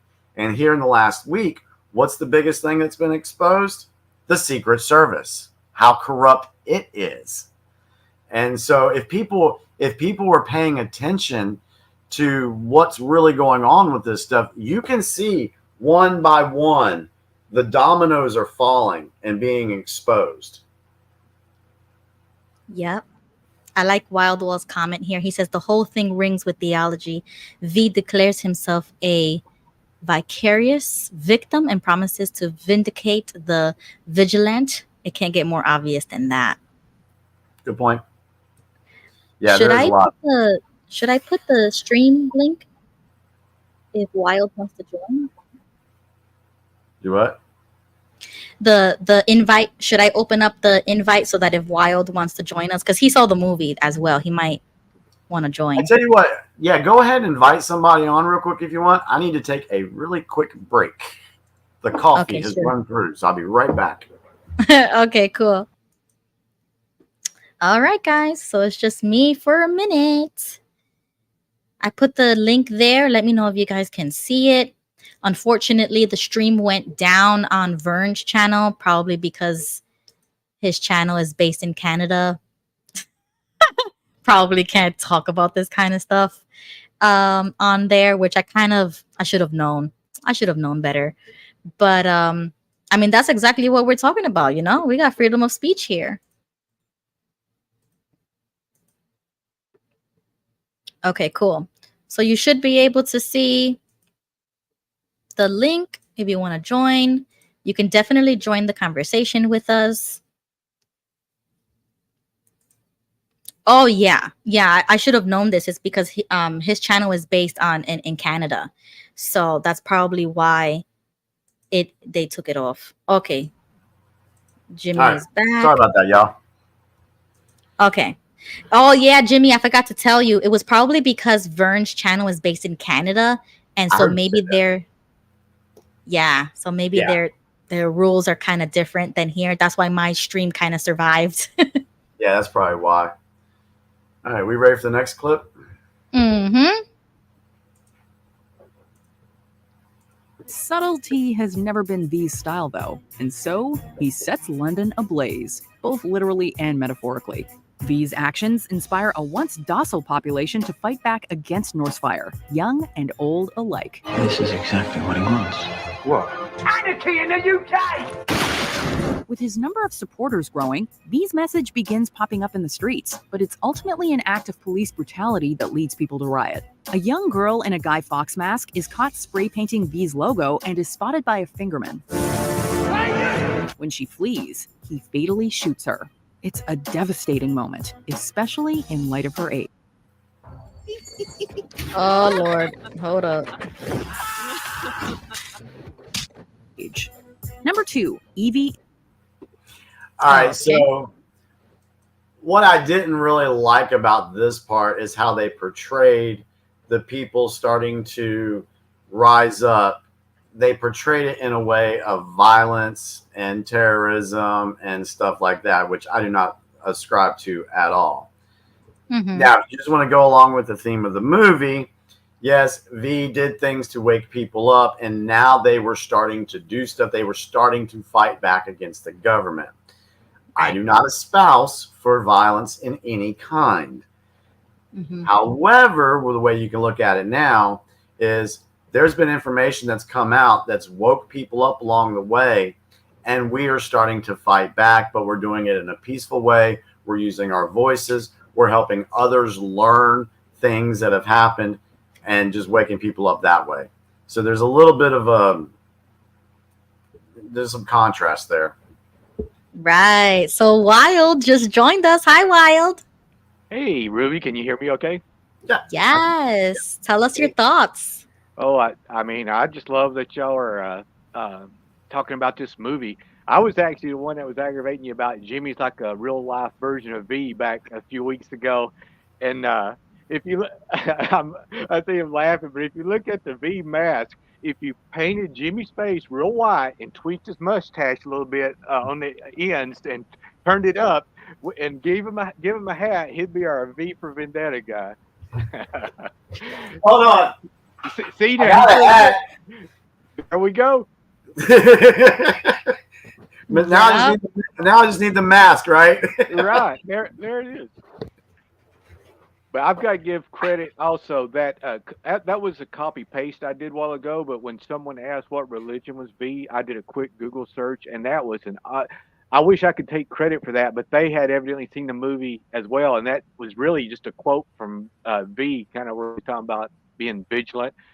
As you notice all through the movie, he could quote and do poetry and everything with words and form it so well. I was so jealous when I watched that movie. I don't know who wrote that script, but their IQ has to be off the charts. If anyone wants to see something, try to follow along. And I'd love to see somebody write a movie script that could compare with this movie here, as far as being able to not just rhyme, but to get the thought across as well as it did, right? Yeah, the way he spoke and used words is like when he was given the one speech right when he met Evie, and in that speech there was a lot of words that began with the letter V, and I'm sitting there thinking, I didn't even know there were that many. I mean, wow, that was really good. The way he speaks, it was just really great. It was greatly well done. Yes, he can articulate everything so well. It's just like I say, I love to read books that really make me think, put me on the edge. I love to watch a movie that really critiques everything that I thought I believed and will actually make me question what I believe. This movie goes above and beyond that. And to think that it came out in, what was it, 2005? Yeah. Look how close that came to when Bill Gates, I copied and pasted something else from the Gates Foundation. When he went over to Africa, think what year that was, 2010.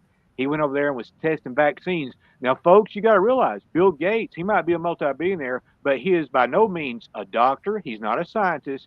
Why is he giving vaccines to these little kids over there in Africa? He did the same thing in India. If you don't believe me, you can Google it real quick. But now think, from 2010 when he went to Africa and was testing vaccines on people without some of them's consent, which has been documented. Think when the C19 hit 9 years later, why was all that going on? And it was a prelude. My sister even told me this, the one that's into alternative medicine. She's like, why is he over there doing that to kids? Why isn't that a qualified doctor, a representative? And then some will try to say, oh, well, he had some with him evidently. Well, he should have never. I've got pictures of where he was actually administering the shot. He was not qualified to do that. No. This is a computer guy. This is a computer junkie, not a healthcare professional. Isn't it kind of funny, though, with him being a computer guy? Then all of a sudden he creates the computer, and then there's viruses in the computer systems, and he's going to sell you the software, the antivirus software. Works hand in hand, right? Think about it. Think about it. Yeah, I agree, Jimmy. If it works so good in the cyber world, then let's implement that in the real world. Yep. And that's what the testing theory was right there. And as I said, when they first tried to make us buy into this, remember the guy they showed on the sidewalk that supposedly died from C19 over there in China, and they said, "Ooh, that's going to go worldwide if we do it." Nobody was allowed to see that body to experiment it. We only had to take it. That was propaganda at its best. We had to take them at their word, right? Oh, well, that was a guy. He was in good health, and all of a sudden he died. This is how dangerous this virus was. I've told people if that was anywhere near that dangerous virus, for one, you wouldn't have to be tested for it. It'd be that dangerous that you would know you've got it. You wouldn't have to be tested for something like that. You would know you got it if it's that dangerous. But if you go on beyond that, I mean, those homeless people here in the United States, you didn't see them dropping over dead in the streets. If it was from an overdose on medication or pharmaceuticals or something like that. It wasn't from C19. And yeah, there there were no flatbed trucks going down the streets of Los Angeles and Detroit and New York and Atlanta just picking up all the homeless people. You didn't see that. It didn't happen. And if you had a real emergency, a real thing that you would have seen something like that, but that didn't happen here. Yeah, and that's why I've asked you before, Jimmy, about certain things related to that, about not just this particular vaccine, but many other ones. A lot of people get two words confused. Vaccines are not the same as immunization. If you look up immunization, they're trying to change the definition, same way the Watchtower did, change the definition of what a generation is. Be very careful of these modern day dictionaries and Wikipedias. Go back and look what the definitions used to be. But if you want an immunization, that's your body, your immune system responding to a virus, a bacteria, an attack. That's your immune system. A vaccine is a shot they give you, and it's going to have side effects. They all have some sort of side effect. Don't we have Lucy. Don't we Oh, have? sorry. I wanted to say hi to Lucy. Yeah, hey Lucy. Don't we have 2 more clips to go? Ruby. Yeah, Yes, we do. Do we want to go ahead and do those? Okay, sure. Let's do that really quickly. Is assaulted. Based on comics published in the 1980s, V for Vendetta hit theaters in 2005. But it feels incredibly relevant even today. A yellow-coded curfew is now in effect. Not only does it address issues such as prejudice, nationalism, mass surveillance, and police brutality, but also sexual harassment and assault. At the beginning of the film, we see Evie leaving her house to see Dietrich. There's a curfew in effect, however, and so being out puts her at risk of both criminals and the secret police. As she turns down an alley, she soon discovers that those two concerns are in fact one and the same. I made a mistake. I shouldn't be out after curfew. I know that. Yeah, well, maybe you could look after us before getting back to your uncle. It's a disgusting abuse of power that's stomach-churning every time you rewatch it. Please don't do this. I'll go home. I won't do it again. I swear. Please. What do you think, lads? Spare the rod, spoil the child. The multiplying villainies of nature do swarm upon him. Before we unveil our top pick, here are some disturbing honorable mentions. Government-approved fake news everywhere. A powerful reminder of the importance of the freedom of the press. Mr. Dascom, what we need right now is a clear message to the people of this country.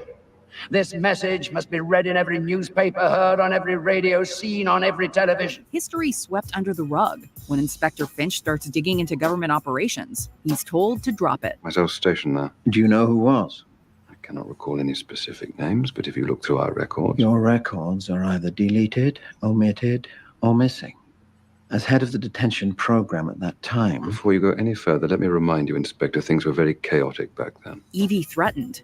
After being caught escaping Dietrich's house, she's told to give up V or be killed. You have one chance and only one chance to save your life. You must tell us the identity or whereabouts of Codename V. The Hanging of Guy Fawkes. Talk about a grisly and shocking way to start a film. Ideas do not bleed. They do not feel pain. They do not love. In-party intimidation. Even within Northfire, no one is safe. You would do well, Inspector, to put it out of your mind. Before we continue, be sure to subscribe to our channel and ring the bell to get notified about our latest videos. You have the option to be notified for occasional... Okay, I think we can discuss those things. Yeah, I think we've made our point with this. Yeah, it kind of just ends right there. Yeah. But did you see where it says like history being swept under? Does it? Yes. And he was like, oh, it was very chaotic, or I don't know. Doesn't that sound like the hearings that we just saw with the Secret Service, Miss Cheadle chick? She was like, oh, I don't have a timeline. Oh, I don't know about this. I don't know about that. What you mean you don't know? Yeah, I watched the whole hearing. I was listening to it. I listened to the whole thing, and I was like, oh my goodness, woman, you got to be. You don't have a timeline when I can go online to YouTube and other social media sites, and there are digital soldiers out there that have put timelines together just on the information and the videos that we've seen. And you are supposed to be the head of the Secret Service, and you have no timeline? Really? Yep. Seriously? Or how whenever an event happens, then of course they've got to blame somebody else for what really happened, J6, and all the other freaking false flags we have out there. That's always blamed on somebody else, but not the government, not the people in power, in control. Yep. So, Lucy, do you want to tell us any of your thoughts? Yeah. Good evening. Hi. Thank you for having this political discussion. I really appreciate this. Welcome. It's testing my boundaries for sure. That's not a bad thing. No, not at all. If we're sitting in a room with a bunch of people that we agree with, we're not learning anything, right? Exactly. So I see it as a way. So just going back to kind of what we talked about last week a little bit, I thoroughly believe that it is difficult for humans to make good decisions when we're making those decisions based on our fear. 100%. Okay, so I just want to level set with that first of all. Yeah, we totally agree with that. All right, so if we keep telling people to be afraid, they're going to be afraid. And even those of us who have the best of intentions, who say, you know, some of the things that I've heard tonight, you know, the media, they're liars, you know, but we have to have a way to access information about our society in a safe and educational manner, right? So, right. And it was funny because I think you started out the conversation early on in the evening. Somebody, I don't remember who said it. Maybe it was Ruby that said something that some people were talking about objective truths and big T and little t. Okay.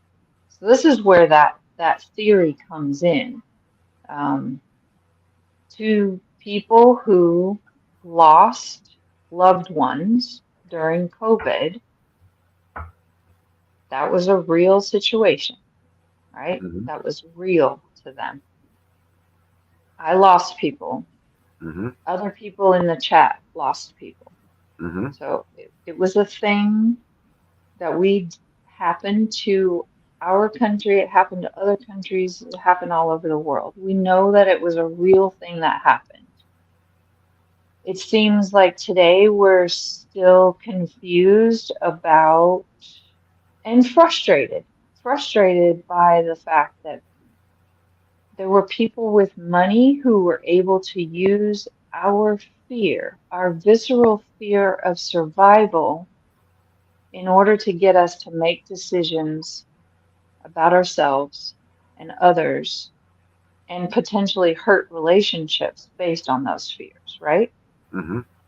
Right? That's what we're thinking back on. And that's what would be nice is if we could actually learn from the things that happened during C19. Is that what we're allowed to say? I don't know what words we're not allowed to say, so I have to be really careful. I don't have the list of words in front of me that I'm not allowed to say.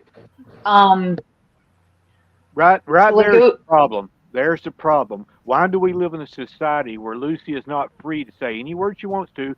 See, everybody should wake up to this right here. We are having to self-monitor our own self to accommodate these people, these powers that be, what we refer to as the elites, because they know they set us up.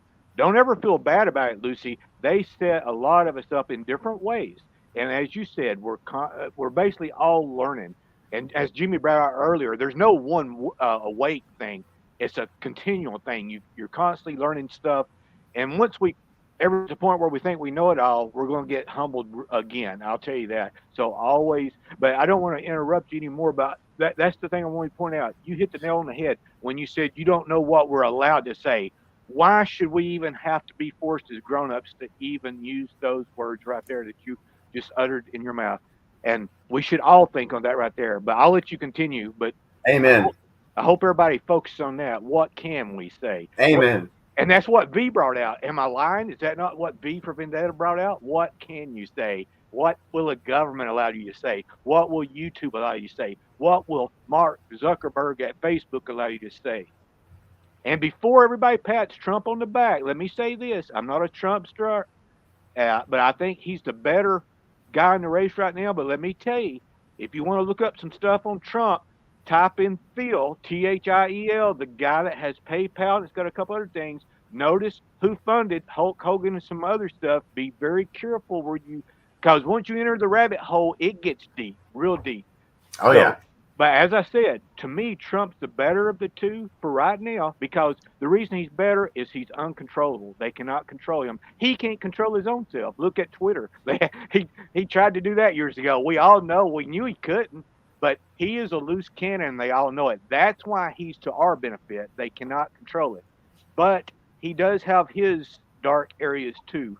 And as I say, just keep looking, keep researching, and you'll see that the rabbit hole keeps going deep and deeper. And it's the deep state. It's the deep there's so much. There's so much. And something else about Trump, as he did say as that clip y'all brought out at the very beginning, he used to be a part of it. Remember him saying that I was an insider. I was in. But let me tell you, he knows how things work. He has a sister. If I'm correct on this, he has a sister that is a federal judge. They all are in on it. They know how the system works. He's got a son-in-law that knows how the system works. And I'm not going to mention nothing about his son-in-law. Y'all all know how I feel about that. I believe you do. I said, if you ever want to know who your masters is, find out who you're not allowed to criticize. The same goes for the Watchtower, right? Who could we not criticize? If you said one thing about the governing body, what would happen to you at the Kingdom Hall? So if you want to know who your masters is, it don't matter if it's religion, if it's politics, find out who you cannot criticize. Mel Gibson learned a valuable lesson years ago when he said something to a cop, did he not? Look how he got blacklisted in Hollywood. He learned a valuable lesson.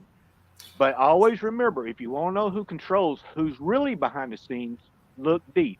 Find out who you can't say nothing against. There is your masters. And see, that's the thing. We shouldn't have to have masters. We should be able to have free thought. We should be able to speak for ourselves. And yes, there is government set up to be able to run a normalized, civilized society. Yes, I get that. But we shouldn't have to look for somebody to come and be our savior, or so to speak, or as some people think. We can do it ourselves.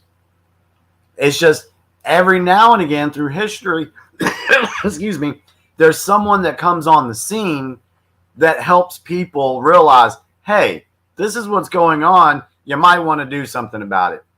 Kind of like V. He had his faults, but he went and did what he did, and look how many people he woke up. So everyone, there's no perfect human being on this planet. But look at their actions, look what they're doing. Are they trying to help people? And, help wake. And that's why I say, say what you want about Trump or whatever. I don't care. But if it was, and say what you want about Q, I don't care. But if it wasn't for the information Trump was bringing out and Q was bringing out, I would have not been as far along in the process of waking up to things that are really going on in this world. I still have more room to go. But for me, that's what helped me. And so I absolutely agree with what you just said. Without Trump, a lot of us would have not. He peeled the lid off of it. I'll put it that way, because he was uncontrollable. He showed us to look deep, whether we wanted to or not, that all things were not as they seem. And Lucy, I want to apologize to Lucy. I did not mean to take away from her. I just knew when she said she was not sure what she was allowed to say, that triggered me. I had to say it right then immediately, or I'd forget. And I hope she held on to her thought, because that was my fault if she didn't. I'm sorry about that, Lucy, but I just wanted to make that point, that here we all are grown men and women, and we're having to wonder or worry about what we can say without either being in trouble or demonetized and stuff like that. With various YouTubers out there, I pay attention to how they word stuff. I'm like, wow, that's so sad that grown-ups are having to act like little kids, being told, oh, you can do this, you can't do that, you can't. It's like, well, George Carlin, I'll tell you what, way before Trump, I tell everybody, go watch George Carlin. He called it on religion and governments. He let you know about both the Democrats and the Republicans, the left and the right. Go watch George Carlin, and then after you watch all of George Carlin, tell me, what would you consider him? Oh Lord, I've never been able to say what category I'd put him in, and that's, I think, how he always wanted it. Sort of like what Prince said, controversy. Am I black or white? Am I straight or gay? Keep people guessing. But as you're keeping them guessing, keep giving them bits of truth along the way. Let them make up their own mind. Yeah. Does Lucy want to continue? I honestly don't even remember what my point was, but I'll respond to what Wild brought up, because that's a good point, that we do self-censor ourselves, but I self-censor myself out of a sense of responsibility, because there are some subjects that people can't handle, right? Right. There are some truths that some people can't handle. There are some things that I know personally that are true, that there are people on this stream that would not be able to handle that truth. And I'm sure that that's the same can be said about me. There are things that I'm sure that you know that would blow my mind and would be irresponsible for you to tell me that. And it's, I mean, we deal with that on a daily basis. If any of us have members who are currently still being controlled by a religious cult, then we know what would happen when we say things that are irresponsible, right? So that's the reason why I self-censor myself, out of responsibility. It's the same reason why we can't yell fire in a crowded mall or area when it's Right. not true, because you would hurt people if you told them the truth. Sometimes you have to pacify people. Sometimes you have to keep them in the dark in order to save them from like a greater pain or whatever. But that all that is not necessary when we're talking about big life existential things like a worldwide pandemic or something. We should be able to expect our government to tell us the truth, and we should be able to make educated decisions about what we're going to do with our bodies. Over. Okay.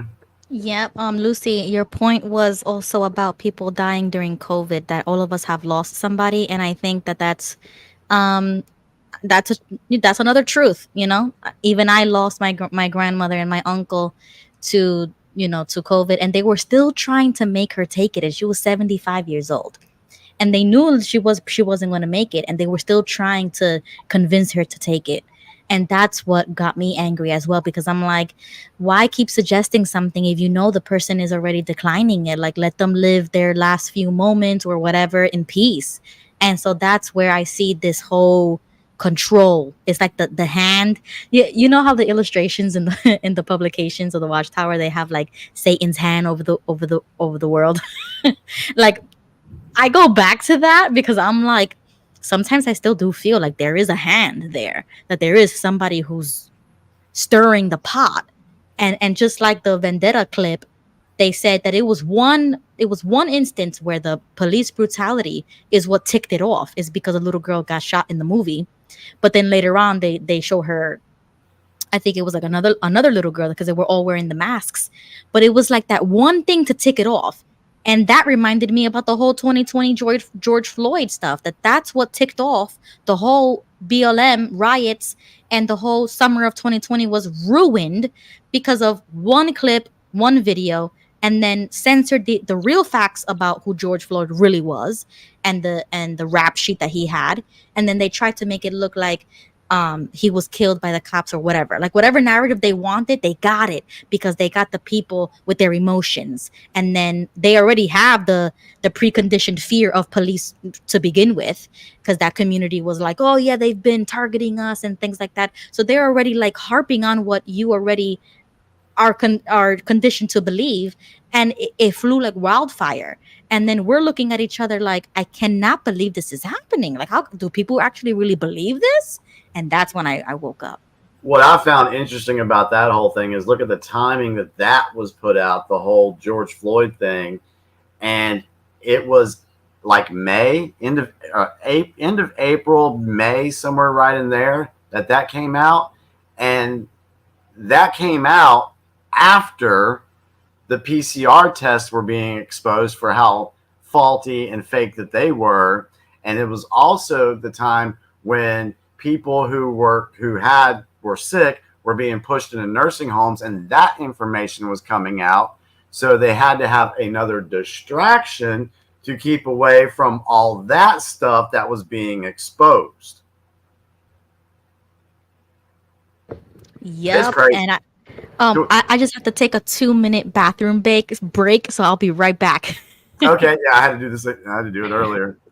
I want to talk about. Well, go ahead, Wild. Go ahead. Oh, I just wanted to say something that I agree totally what Lucy said about self-censorship. We all do it. Like, that's one of the reasons, if anybody listens to me, I try not to use obscenities or curse words. It's not that I'm not that I feel like they're totally all bad, but I just think, well, maybe sometime in the future, little kids will be watching this same program. I'm like, well, I can do without saying them. But if somebody slipped up and said one, it's not going to offend me. It's not going to, I'm not going to be like, how could you? But I don't mind self-censorship. It's when they take something that they're allowed to say, and yet we can't say it. In other words, I've referred to it as C19. But if you say the full word, generally that's one of the things they don't want you to do. Yet they can say it, and so it goes back to what George Carlin said. Go back and watch his YouTube where it says 7 words you're not allowed to say on TV, and this was years ago. You can mimic them. You can pretend you're doing them. You can, which we all know what one of them's going to be, the F word. But you're not allowed to say it on TV back then. Of course, things have changed a lot since he came out with that. But he said you can actually act like you're engaging in them, but you're not allowed to say those words on network TV back then. And I guess it holds true today. Cable is a different story. But anyhow, George Carlin said, who gave them the right to decide what's constituted a bad word or obscene language and what is not? Same way with what George Bush did. Do any of y'all remember when he held up the peace sign, 2 fingers? It means peace to us, but over in that one country, it was an obscenity to them. It was just, it was something he had no clue of. So who gets together and decides, oh, well, this word, we're going to classify it as an obscenity. This word you shouldn't say. Is it religionists? Is it educators? Who gave Webster the right to decide what's a word? Back in the day, I know I come from the South. We all use y'all. Back then, they would laugh. Well, I know you do too, Jimmy, here in the South. But they would say that's not a word. I grew up, that's not in the dictionary. This ain't that. But who gives them the power of all of us to decide what is right, what is wrong? If something's in play for a long enough time in an area, why shouldn't it be a word to them? Why do they take everything away from us? And that's what I get. I don't mind people self-censoring, but when it comes to where, oh, they can say it, but you can't, I've got a very bad, like I have no problem with authority, but I have a problem with abuse of authority. There's where my problem is. Same way with elders in the Kingdom Hall. Same way with bad cops when they ask me to look in my glove box and I say, no, you can't. If you want to get a search warrant, I'll wait here till you get it. But I did no crime. What gives you a right to look in there? That's my private possessions. But people have been subjected to that to where they don't stand up for their rights no more. And I'm one of them that's like, well, what gives them the right to violate us or to tell us what we can and can't say, yet they can do it whenever they decide to? Or if a politician says, and I'll tell you something else that made me mad. During this quarantine, did y'all notice that the Congress was not subjected to the same laws we were put under? I'm pretty sure that got around to quite a few of y'all, but why shouldn't they have to abide by the same rules and policies and everything? And they would make it seem like they did, right? Did y'all see a few of them? I won't mention their name. A few. You don't even have to talk about. Sorry to interrupt. You don't even have to talk about politicians. Why was people able to go out and protest, and be like all next to each other, crowding into, breaking into a? Why was that okay? But your kid couldn't go to graduation. Right. There you go. Why was it okay to go to Walmart, Lowe's, and the big companies, and yet your mom and pop, they said that was too dangerous? That is so stupidity. There's no science that backs that up. No. But people panicked. They were ruled by fear, and look how many decent mom and pop joints went out of business. And folks, right there's what part of it was about. Right there is what part. trying to keep us all enslaved, but they will not call us slaves. They will not call us slaves because it'd be too obvious, but they're going to take away all the money that they can. I keep pointing out to people, all these billionaires buying up all this land. Trust me, it's not for your benefit. When they say for your greater good, you better look, you better start digging deep. Whenever the government or these billionaires start using the term greater good, it's for their greater good. I'll tell you that right now. There's the greater good. It's not for yours, it's for theirs. Yep. You know, in the movie, when V is cooking for Evie, she goes, "Where did you get this butter from? Like, where did you get it? Oh my God, it tastes so good." And he was like, "Oh, I took it off the train supply that was going to the, to the leader." So the regular people weren't even eating it the same. They had the curfew. They couldn't go out a certain time.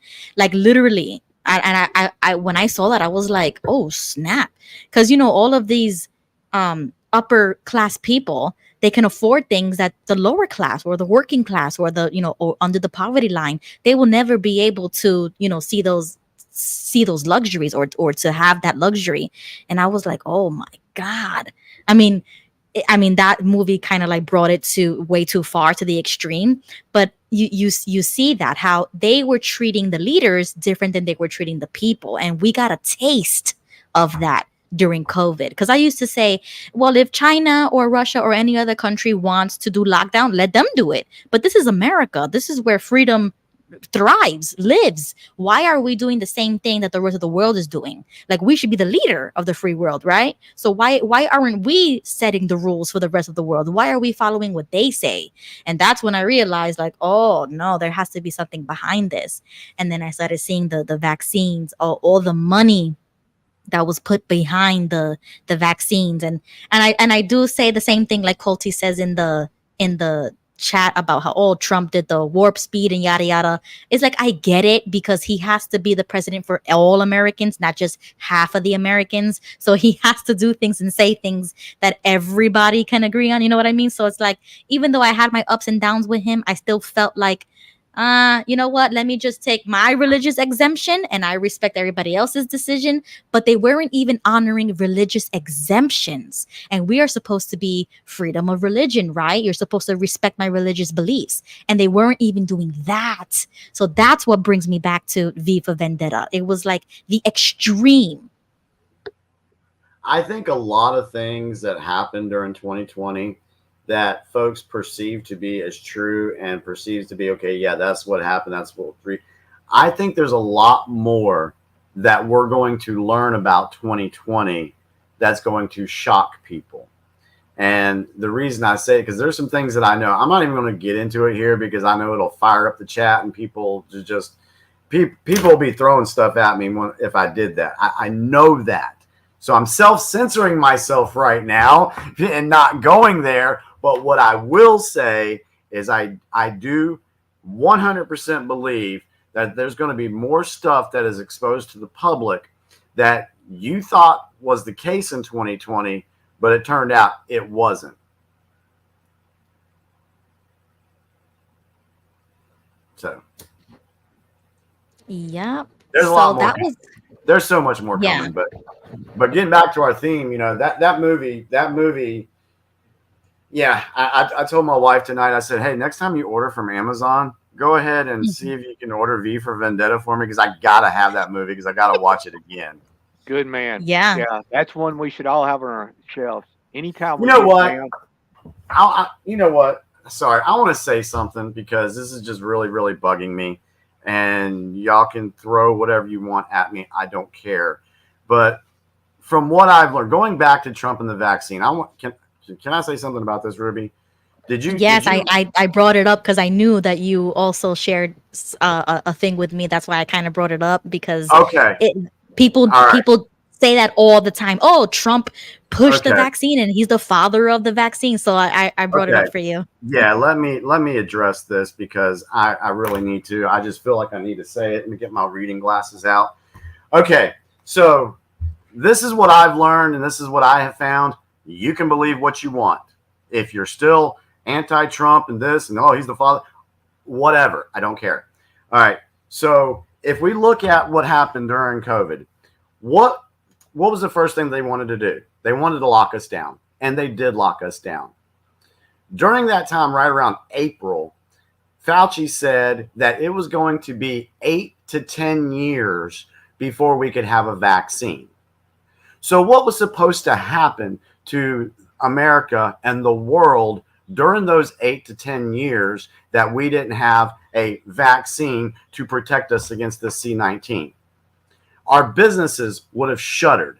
People would have lost their lives. They would have been depression. There would have been suicides.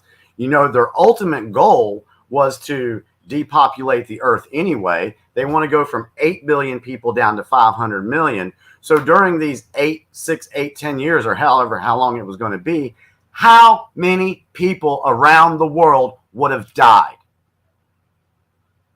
Think about that. How many people would have died? How many people would have lost their businesses? Millions and millions of people throughout the world that would have happened to. So here's my point.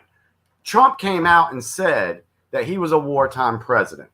He did say that. We played the clip at the beginning and it showed that. When you're in a war, if you're in that situation, I would hate to ever have to be in that situation because I wouldn't want to do it. But if you're a wartime president and you got to make decisions that is going to affect the public, you're going to have to make decisions that have the least impact on the people. It's like he had no choice. There was two options that he had, and they were both bad. If you remember a press conference that he put out, he said, I've got a decision that I've got to make, and by God, I hope I make the right one. He said that. So knowing he knows what the deep state wanted to do about locking us all down, knowing that, he had to he introduced the vaccines. He introduced hydroxychloroquine and ivermectin, and we come to find out that that stuff did work. It does work. We know that now, but he was being vilified for it back then. So he's like, oh, okay, so y'all don't want to do this. Y'all want your precious vaccine. So let me go ahead and introduce this precious vaccine. But there was 3 different types of vaccines. Look it up, okay? The bad vaccine didn't come in until Biden took office. So I want to read this statement right here. And this was put out by another digital soldier. And this totally explains what I'm talking about here. And I'm just going to read it the way he wrote it. He says, I have no patience for you trolls that don't understand why he had to push the jab anymore. I really don't. And I'm not apologizing for it either. Number 1, had he not done so, he would have been labeled an enemy of the people for not providing a vaccine. He also would have been immediately attacked harder than ever and then immediately impeached. For F's sake, they attacked him for talking about the things that did work. How the hell do you think they would have acted had he come out against it? Number 2, had he not done that, we'd still be in lockdowns. We'd still have mask mandates, and half the dang country would still be at home.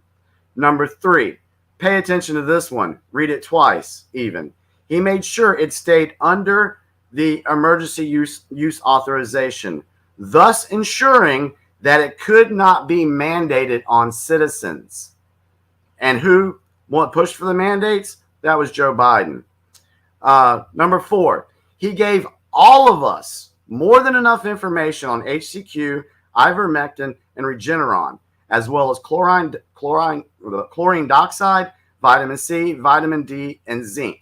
He literally told the populace about all of that, like a broken record, for months before a vaccine was even mentioned. But no one wanted to listen to him when he was mentioning that. Number 5, no one in this country was forced to take it. Yet, some private companies mandated it. But you know what? People still had a choice. Anyone in this country that took the vaccine made the choice to do so. I get that folks were forced to take it or lose their livelihood. I'm empathetic and understanding to that at the same time. I'm not going to ignore the fact that even those folks caved to fear and didn't even offer up the opportunity for God to serve up a new job or career in their lives. For every person I know who took it to save a job, I know someone who stood firm in their convictions, denied it, and were led to better opportunities by the divine hand. I'm sorry, but the vaccine was an ultimate test of faith in this country, and many failed to place their trust and faith in God to see them through. Instead, choosing to take the jab to stay in their comfort zone. God can't work for you if you never even given him the chance by not standing within your truth and conviction. And number 6, DJT putting Fauci up front shined a spotlight right on him and exposed his crap to exponentially more people than ever had been before. And number 7, DJT told us all from the get-go what COVID was, where it came from, and how to treat it. Many, however, still chose to ignore all the above points and act like school children being told they can't have a nap. He literally had no effing choice. Period. End of story. Yeah, that's why I brought up that point, is because I do agree like 50% with all of those statements. I do feel like he would have been, darned if he did, darned if he didn't. And he was really put in the spot because when the decision was coming up to shut down our borders and the international flights, they were calling him a racist because of that. And I was like, are they seriously saying that? I mean, if this was an emergency, if this was like a real deadly virus that we were believing that it was, you wouldn't be saying that. So just for the fact that they were attacking him, I was like, okay, this is fake. Mr. M, I wasn't reading a script. I was reading a comment that somebody else had put out there that I totally agreed with. Yeah. So that was somebody else's opinion. I mean, these are all of our opinions. That's why we gave that disclaimer a very long time ago. These are all of our opinions, and that's why. But a lot of stuff that was mentioned in there, and when this video is over, go back and listen to it again. A lot of the stuff that was mentioned in there, people they didn't even think about that. They didn't even think about it. They just accepted what the media said and went with it. Yeah, and a good illustration about how misled people were done. We all heard about shelter in place, right? Shelter inside. Sometime at your leisure, Google sunshine kills viruses. Look what comes up. They told you to shelter inside, stay away from people. But the worst thing you can do if you're wanting to beat I'll go on record saying this, any disease, is to keep people away from sunshine. We all know that sunshine helps your body build vitamin D. But the ultraviolet lights and others, the radiation from the sun kills viruses. It's proven. Look at all the Google. If you type in, all you got to do is type in sunshine kills viruses. And it even mentions C19. Look down through there. Don't take my word for it, but I do believe they're going to change some of this in the future. So you better copy what you can while you can before they change history. But this is something we've known for ages. I was like, why would they ever tell people to do that? 2 bad things: the mask and telling people to stay away from sunshine, to stay indoors. But you know what? Here's what they all know. If you've got a sickly population, they're easier to control. If you got strong men and women, we'll rise up. We'll be like, heck no, we're not going to do that. And but if you're feeling bad, you're like, and they know all this. They've got countless studies, and they know how sick they can make people to make them be able to work, but yet they don't have enough time to take care of themselves to where they'll rise up or stand up for their rights. Every day we're losing a few more of our precious rights. Every day our freedoms. And heck, just like what we've talked about taxes. If you think you own your land, quit paying your taxes. You'll see who owns your land. Yeah, exactly. That's the number one thing right there. Our forefathers would be totally ashamed of all of us, to be honest. Yeah. They would have never allowed the government to get this bad out of control right here. Never. Yeah. And I'm not just talking about this government. I'm talking about around the world. All these people, the ones that are trying to stand against their government, why does the United States get involved? They don't want that to start up and show what people can do. So they'll go in there and help take out some of them governments.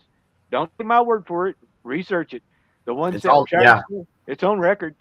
But yeah, you're absolutely right. And that's why I asked Jimmy and others. Y'all heard me. I try to promote people. Be as independent as you can. Grow your own crops if you can. Buy land if at all possible. Don't let them herd you into these condos, into these apartments, into these city dwellings. And before long, they're going to have even more of these so-called safe cities or zones. They're trying to get people in there, and you'll lose so much more of your health, so much more of your rights if you follow suit and go with them. And I'm one of them. I don't even know Jimmy in real life, but I respect a lot of what he stands for in Ruby about the vaccines and stuff. We're living proof. I'm 57 years old. I'll go on record. I know there's some of y'all out there that's had all your shots and you're doing fine. And I respect that. That was your decision. I don't hear a lot of them, mind you, but I feel there is some out there. But I just want you to know I never had one of them shots. And I'm for 57. I can keep up with most 20 and 30 year olds out working on my land, jogging up and down the mountain. And I'm so sad for them that did take it and they had a side effect or either later on had blood clots or something that's coming out now. It's finally coming out. Some of the stuff that some of the doctors had tried to warn people about, but guess what? They got blacklisted. They got shut down. They weren't allowed. You know how they said, follow the science. Well, let us talk to these other scientists that want to show us some other stuff.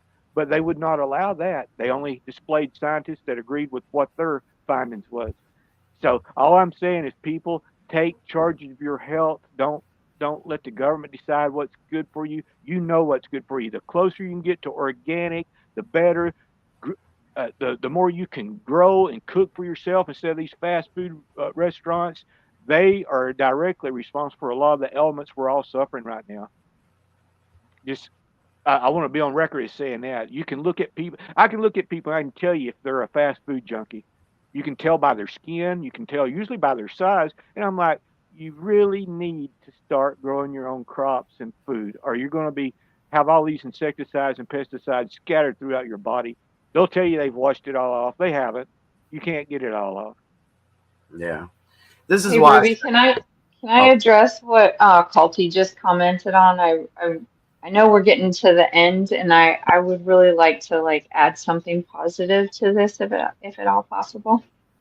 So that last comment that you just flashed up on the screen, it was about choosing. Culty said something about you just choose their choices. So that is true.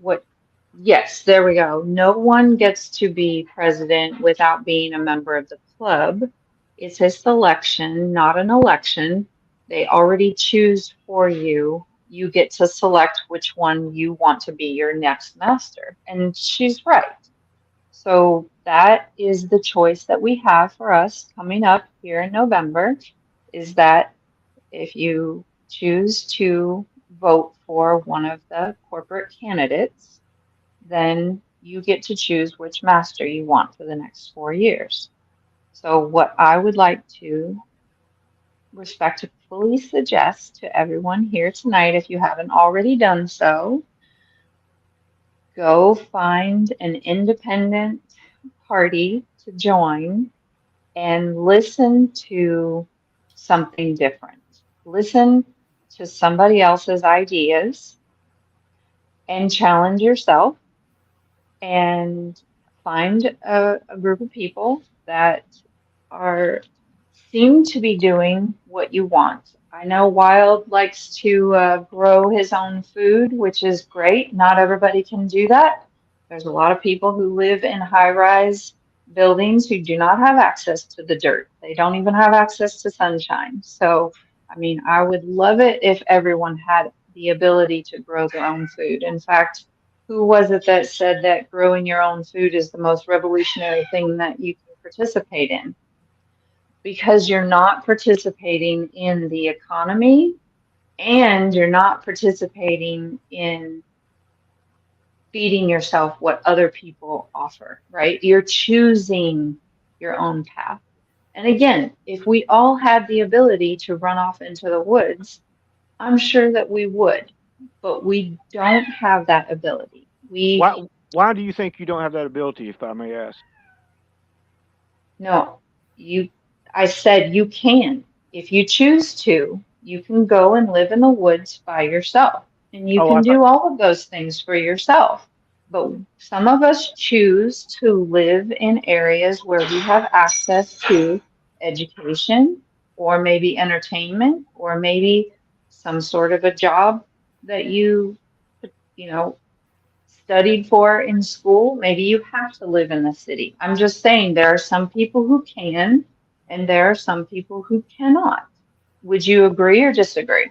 Well, the only thing I was asking is you used the word have. There's people that have to live in the city. I'm just trying to quantify what have to means, because some people think they can't afford to move out, and I can disprove that easily because you can get owner financed land and stuff like that, which I've done it many times.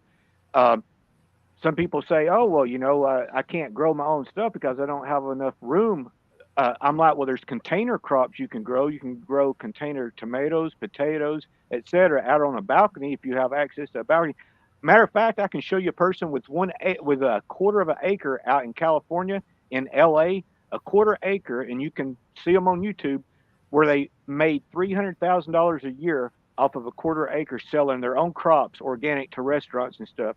But that's the only thing I had objection to, was when you said there's certain people that have to live in the city. I just want to understand what have to means. Is it that the government makes them have to, or they feel like they have to? Because I'm one of them. I want to make people independent. I want them.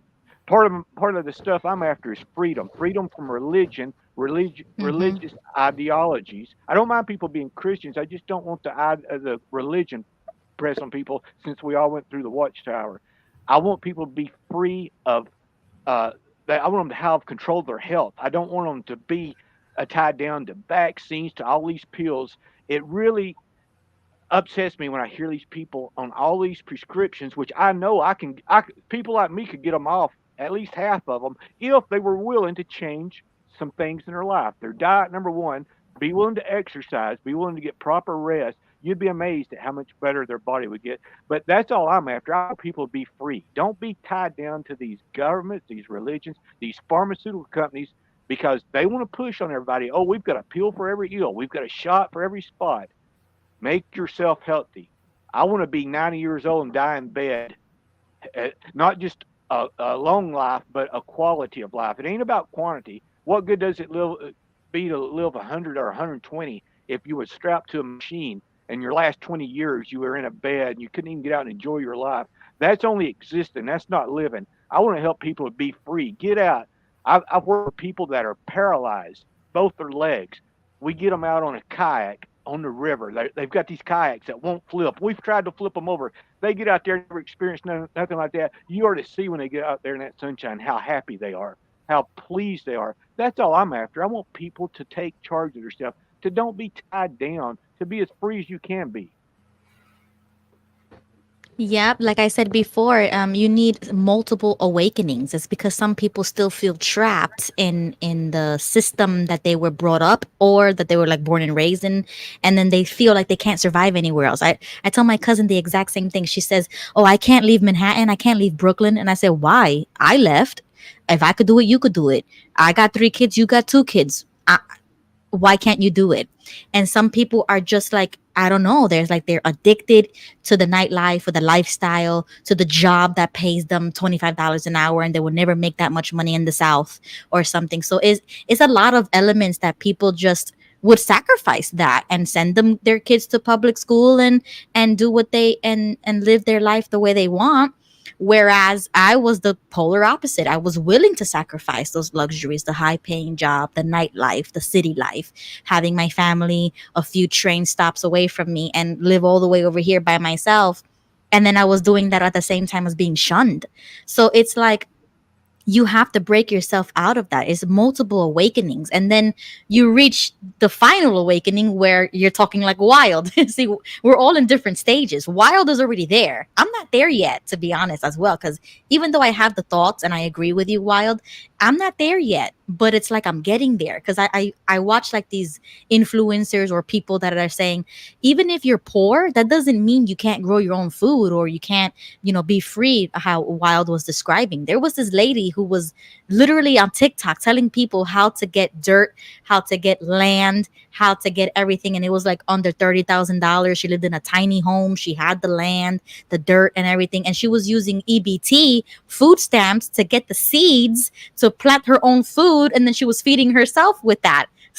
So some people are using the government assistance to free themselves. And I was like, wow, look at that. And in certain states, you can adopt a land, adopt a highway, adopt an acre or whatever. If it's abandoned, you can adopt it. And if after 2 years, if you're cultivating the land, if you're taking care of it, it's yours. So you could literally get free land. It depends on what state you're in.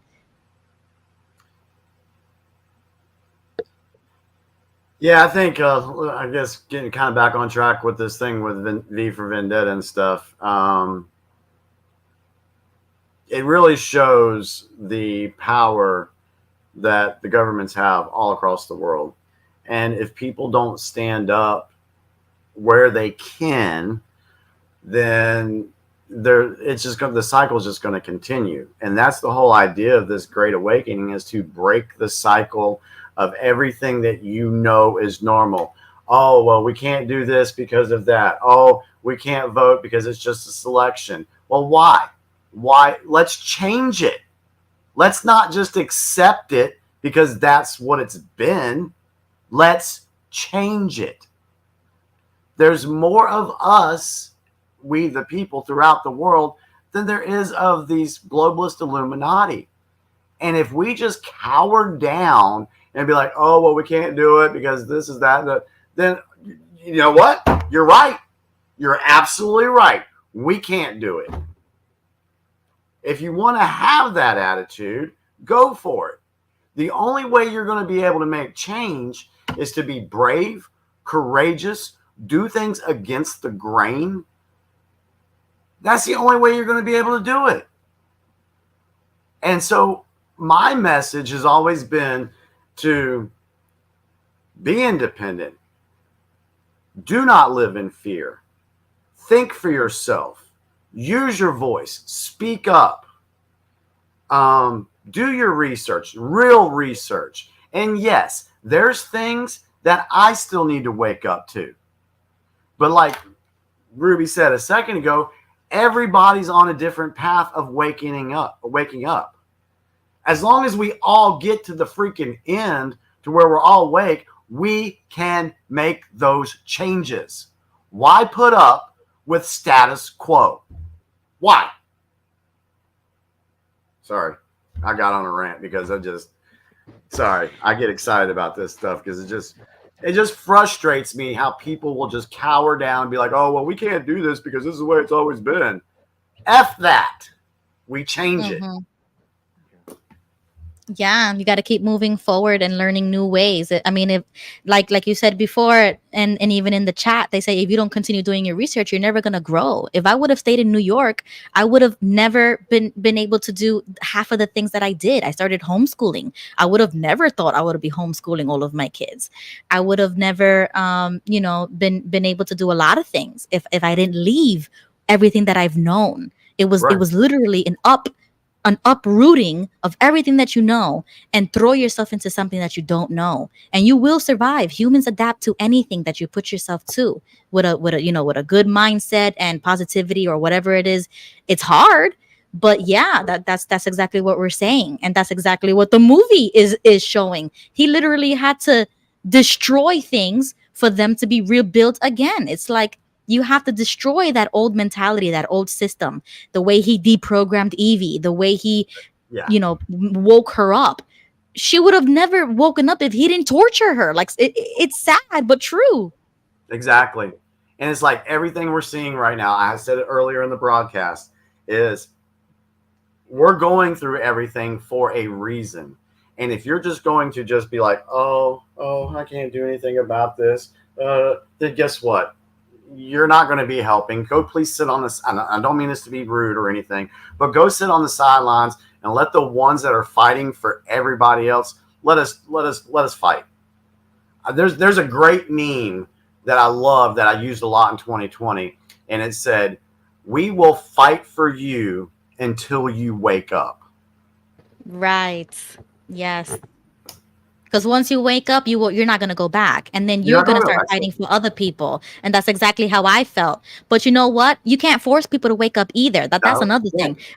If my cousin didn't want to move or do, like, I showed her literally, like, this is how you do it. You get the scholarship. Take your kid. Like, I gave her the plan, but she didn't do it. And I was like, okay, then it is what it is. I'm not going to, don't say I told you so. And I'm not going to throw it in your face anymore or anything like that. If you want to send your kid to school with immigrants who are unvaccinated, but you have to vaccinate your son, in New York, because they're dealing with the immigrant crisis. And I said, that ain't gonna be me. I'm not sending my kids with other kids who are unvaccinated and that the classrooms have to break up now because there's too many kids. It was like the city is invaded, literally. But you can't get housing. You got to send your kids to school, and you got to shut up and vaccinate your kid. But the illegals who just invaded the border, they can go and get free education. They can get food stamps. They can get housing, but you don't get it, and you're the American citizen. If that's how you want to live it. Enjoy it. Take the city. I don't care. But that ain't gonna be me. So Right. it also takes those people who are just either don't want to see it, or they're just negative all the time, or whatever. They have like this nihilistic viewpoint of the world. I'm sorry, but I'm not gonna go along with it. And when you call me and you tell me, oh, so and so got sick, or so and so had an incident at school, I'm gonna say, oh, well, sorry, but I told you years ago. I told you this was gonna happen. If you don't want to move, you don't want to take your kids out of school, you don't want to fight for your own rights and vote these people out in New York City, you want to stay a Democrat, don't call me. Don't even tell me, because you don't want to even have these discussions. You say, oh yes, Ruby, wow, like they agree with you, and they say, wow, you're doing your research, you're doing good, you're voting, wow. But they don't do it for themselves. They stay stagnant, they stay stuck, and sorry, that's half of America that I'm not willing to participate anymore. And this is the reason why folks like myself and Ruby speak out. We are hoping that there's something that we say that just gives folks a little bit of a push to have an ounce of bravery, an ounce of courage to stand up for what is true, what your convictions are, and what you believe that would be better for your family and yourself. That's it. Because bottom line, everybody wants the same thing. We want good health. We want good schools. We want decent food, healthy food we can feed our families. We want to be able to provide for our families. And we want to be left the hell alone by the government. I think we could all agree on that. Yeah. I mean, am I wrong? No, I don't think I'm wrong on this. Yeah. But if you don't have the courage and the bravery to fight for those things, then you're going to get what you got. Bottom line. Right. And then they're going to complain about it later when you've been the only family member saying everything that's going to happen, and it happened. And unfortunately, I just have to say, well, that's what you want to do.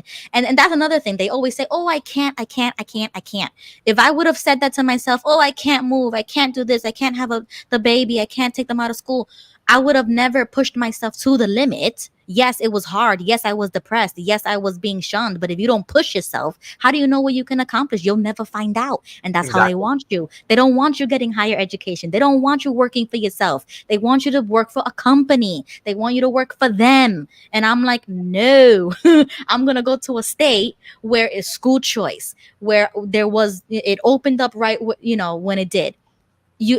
You have to vote for these things. But if you don't believe in anything and you don't vote for nothing, and then you're over here keyboard warrior, who's going to listen to you? And why are you trying to give advice if you're not even participating? Like these people on Twitter, the guy that I just had recently about the book, Jonathan Berger, he's in the Netherlands, but he's an American. And he's over here on Twitter trying to tweet at me. But I'm like, bro, are you going to even vote? So why would I even take your opinion into account? You're not even in America right now. You're not participating. So why am I going to listen to a guy like you? Even though I respect your opinion, but at the end of the day, I only am going to put America interests first for citizens, for Americans, because I want a better America for my kids. Sorry, but you're not going to steal that by invading this country illegally and doing it the wrong way.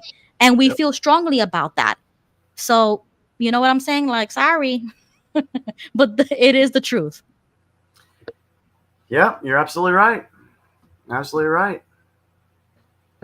Well, I think we've gone on for a really long time. I want to thank everybody for joining us, for Lucy, for Wild, for Jimmy, for the chat. I mean, this was a really great stream.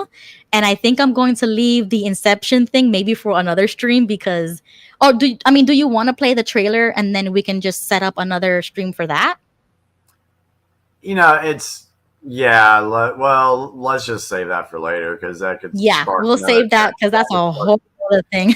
that is like another 20-30 minutes, and it's already getting 11:30 here. My final thoughts though is just this is folks, I know that there's so much stuff out there going on right now, and I know there's so many things that you perceive to believe is true, myself included, that there's going to be stuff that comes out that's going to blow your mind. And I know you might be thinking, well, Jimmy, you're crazy. Again, look at the track record on my Facebook page. There's a lot of stuff that I put out in 2020, 21, 22 that is coming true right now. It's like if I would have told you about CV back in 2018, you would have thought I was crazy. This is that moment when you're going to think I'm crazy. There is so much stuff that's going to happen between now and January that you're going to be like, what the hell? And it's going to feel like there's no hope, that the country's doomed, that the world is doomed. You're going to feel that way. Good. Because it's not until folks are at the precipice of destruction until they have the will to change. And you're going to learn the truth about so many different things that you thought were already, that you thought were true. You're going to find out the truth about things. And I'm looking forward to finding out information that I didn't know about. And I would be the first one to do a video and say, yeah, I was wrong about that. Or, oh, wow, I didn't see that coming. You got to keep your head on a swivel. And you've got to be able to be open-minded to things. I mean, yeah, you got out of Watchtower, great. I'm happy for you. But there's so much more to learn, and there's so many different levels of waking up. And some are further along than others. And since we know that, we try to be empathetic to the ones that are maybe not as far along and, try to help them out. That's, kind of like with me trying, that's why I try to help Ruby, because I love doing this. I know she's wanting to learn. She wants to learn stuff. That's why I engage with her. Now, if she was just somebody who was criticizing me for what I believe in, I wouldn't even be on her show. Yeah. But she wants to learn stuff. So those are the folks, if you're further along in the waking up process, help folks along the way. Be a light for folks. Be someone that they can say, you know what? This person right here is standing up for citizens. This person right here is standing up for freedom. This person is standing up for liberty and justice. That's what we want to do. That's why I do what I do. Hey, love me or not, I don't care. Wild, do you have any last thoughts? Oh, I was just looking over the comments. I liked the one by Empath Lady. She said, this kind of reminds me of maybe me and Jimmy in a way about being, well, even you, Ruby, about being a warrior. She said XJWs are warriors once they deprogram. And I find that to be true because as a witness, we were always passive. We were told we couldn't vote. You can't do this. You just accept what we tell you, right? Once you get out of that, you never want to take anybody's word again. You want to research. You want to verify. You want to make sure, as that when Scripture says, make sure of all things, hold fast to what is fine. So I really do like that comment she made there. And I guess that's me. I'm a little too passionate. I'm too much of a warrior because I want to try to free people from everything I can, whether it be governments, religions, help them with their health. It don't matter. It's just, and I know we're all at different junctures in our journeys. And that's what I have to try to remind myself, well, I might see this, but somebody else might not. And that's why I made the comment about those who take the vaccines. I'm sure there's ones out there that took it, probably every one of them, and is just as healthy as I am.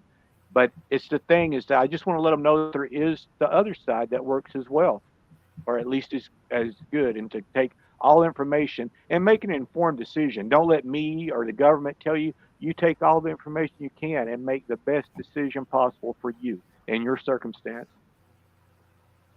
And thanks for having me on tonight, Ruby. I wasn't even planning on it, but since you asked me to come on, I come out. But I do like the movie, V for Vendetta. I hope everybody gets a chance to see it. And good night, everyone. Yes, good night, everyone. I just want to thank everybody once again, because this is the reason why I did it. We have Jimmy's perspective, mine, Wild, Lucy, the chat, and if more people join, we would have the whole political spectrum on here, and that's the whole point. I want left, right, center, moderate, libertarian, like whatever, independent. I want everybody on here because that's what we should be doing. This community needs to move forward, and the only way to do that is to, string everybody here, and then we share all of that, and that's how we can all grow together. And just like we help with the deprogramming, we help with the, like Joe and Fran's show, they help with that. It's like everybody has their own little personality, and they help those people who probably never even thought about this, and then they're like, oh, hey, she's talking about it, he's talking about it, let me talk about it. And then that pushes you as well to think for yourself, because in the moment you're thinking, you're saying, oh yeah, maybe I should watch that movie. That's the whole point. The whole point is to make you watch the movie for yourself, and you start thinking and forming your own opinions, and then you could come back to the stream and be like, oh, now I know what she was talking about, now I understand his perspective, now I understand this. That's how I learned the world. Like I told Jimmy on the phone, when I left the cult, the only way I could educate myself was through movies. I had to catch up on life and the world, and the only way I could do it was reading, Googling, and reading books, and then watching movies. And the movie speaks to me. I speak back to it in my mind, and I could see I'm Evie. Or, I could say this person is V, and I put real people into the characters, and I put the puzzles together, and I'm like, oh my God, like I woke up without even knowing it because the movie woke me up. So some things are good, Yep. All right, so I'm gonna play the outro, and I guess I will see everybody next Tuesday. We're gonna have Quinn Wright, another great XJW, and then I'm definitely gonna have Jimmy on. Whenever Jimmy wants to come, Jimmy's here. You know what I'm saying? Jimmy gets free access. Ruby, thank you so much for having this platform and doing this. You're doing good work. I'm proud of you. Keep it up, and I will be here whenever I can to help you out along the way. Yay! Thank you so much, Jimmy. I love you. I love everybody in the chat. I appreciate and respect everybody and their opinions. So thank you so much. All right. Thanks everyone. Have a good night. Good night.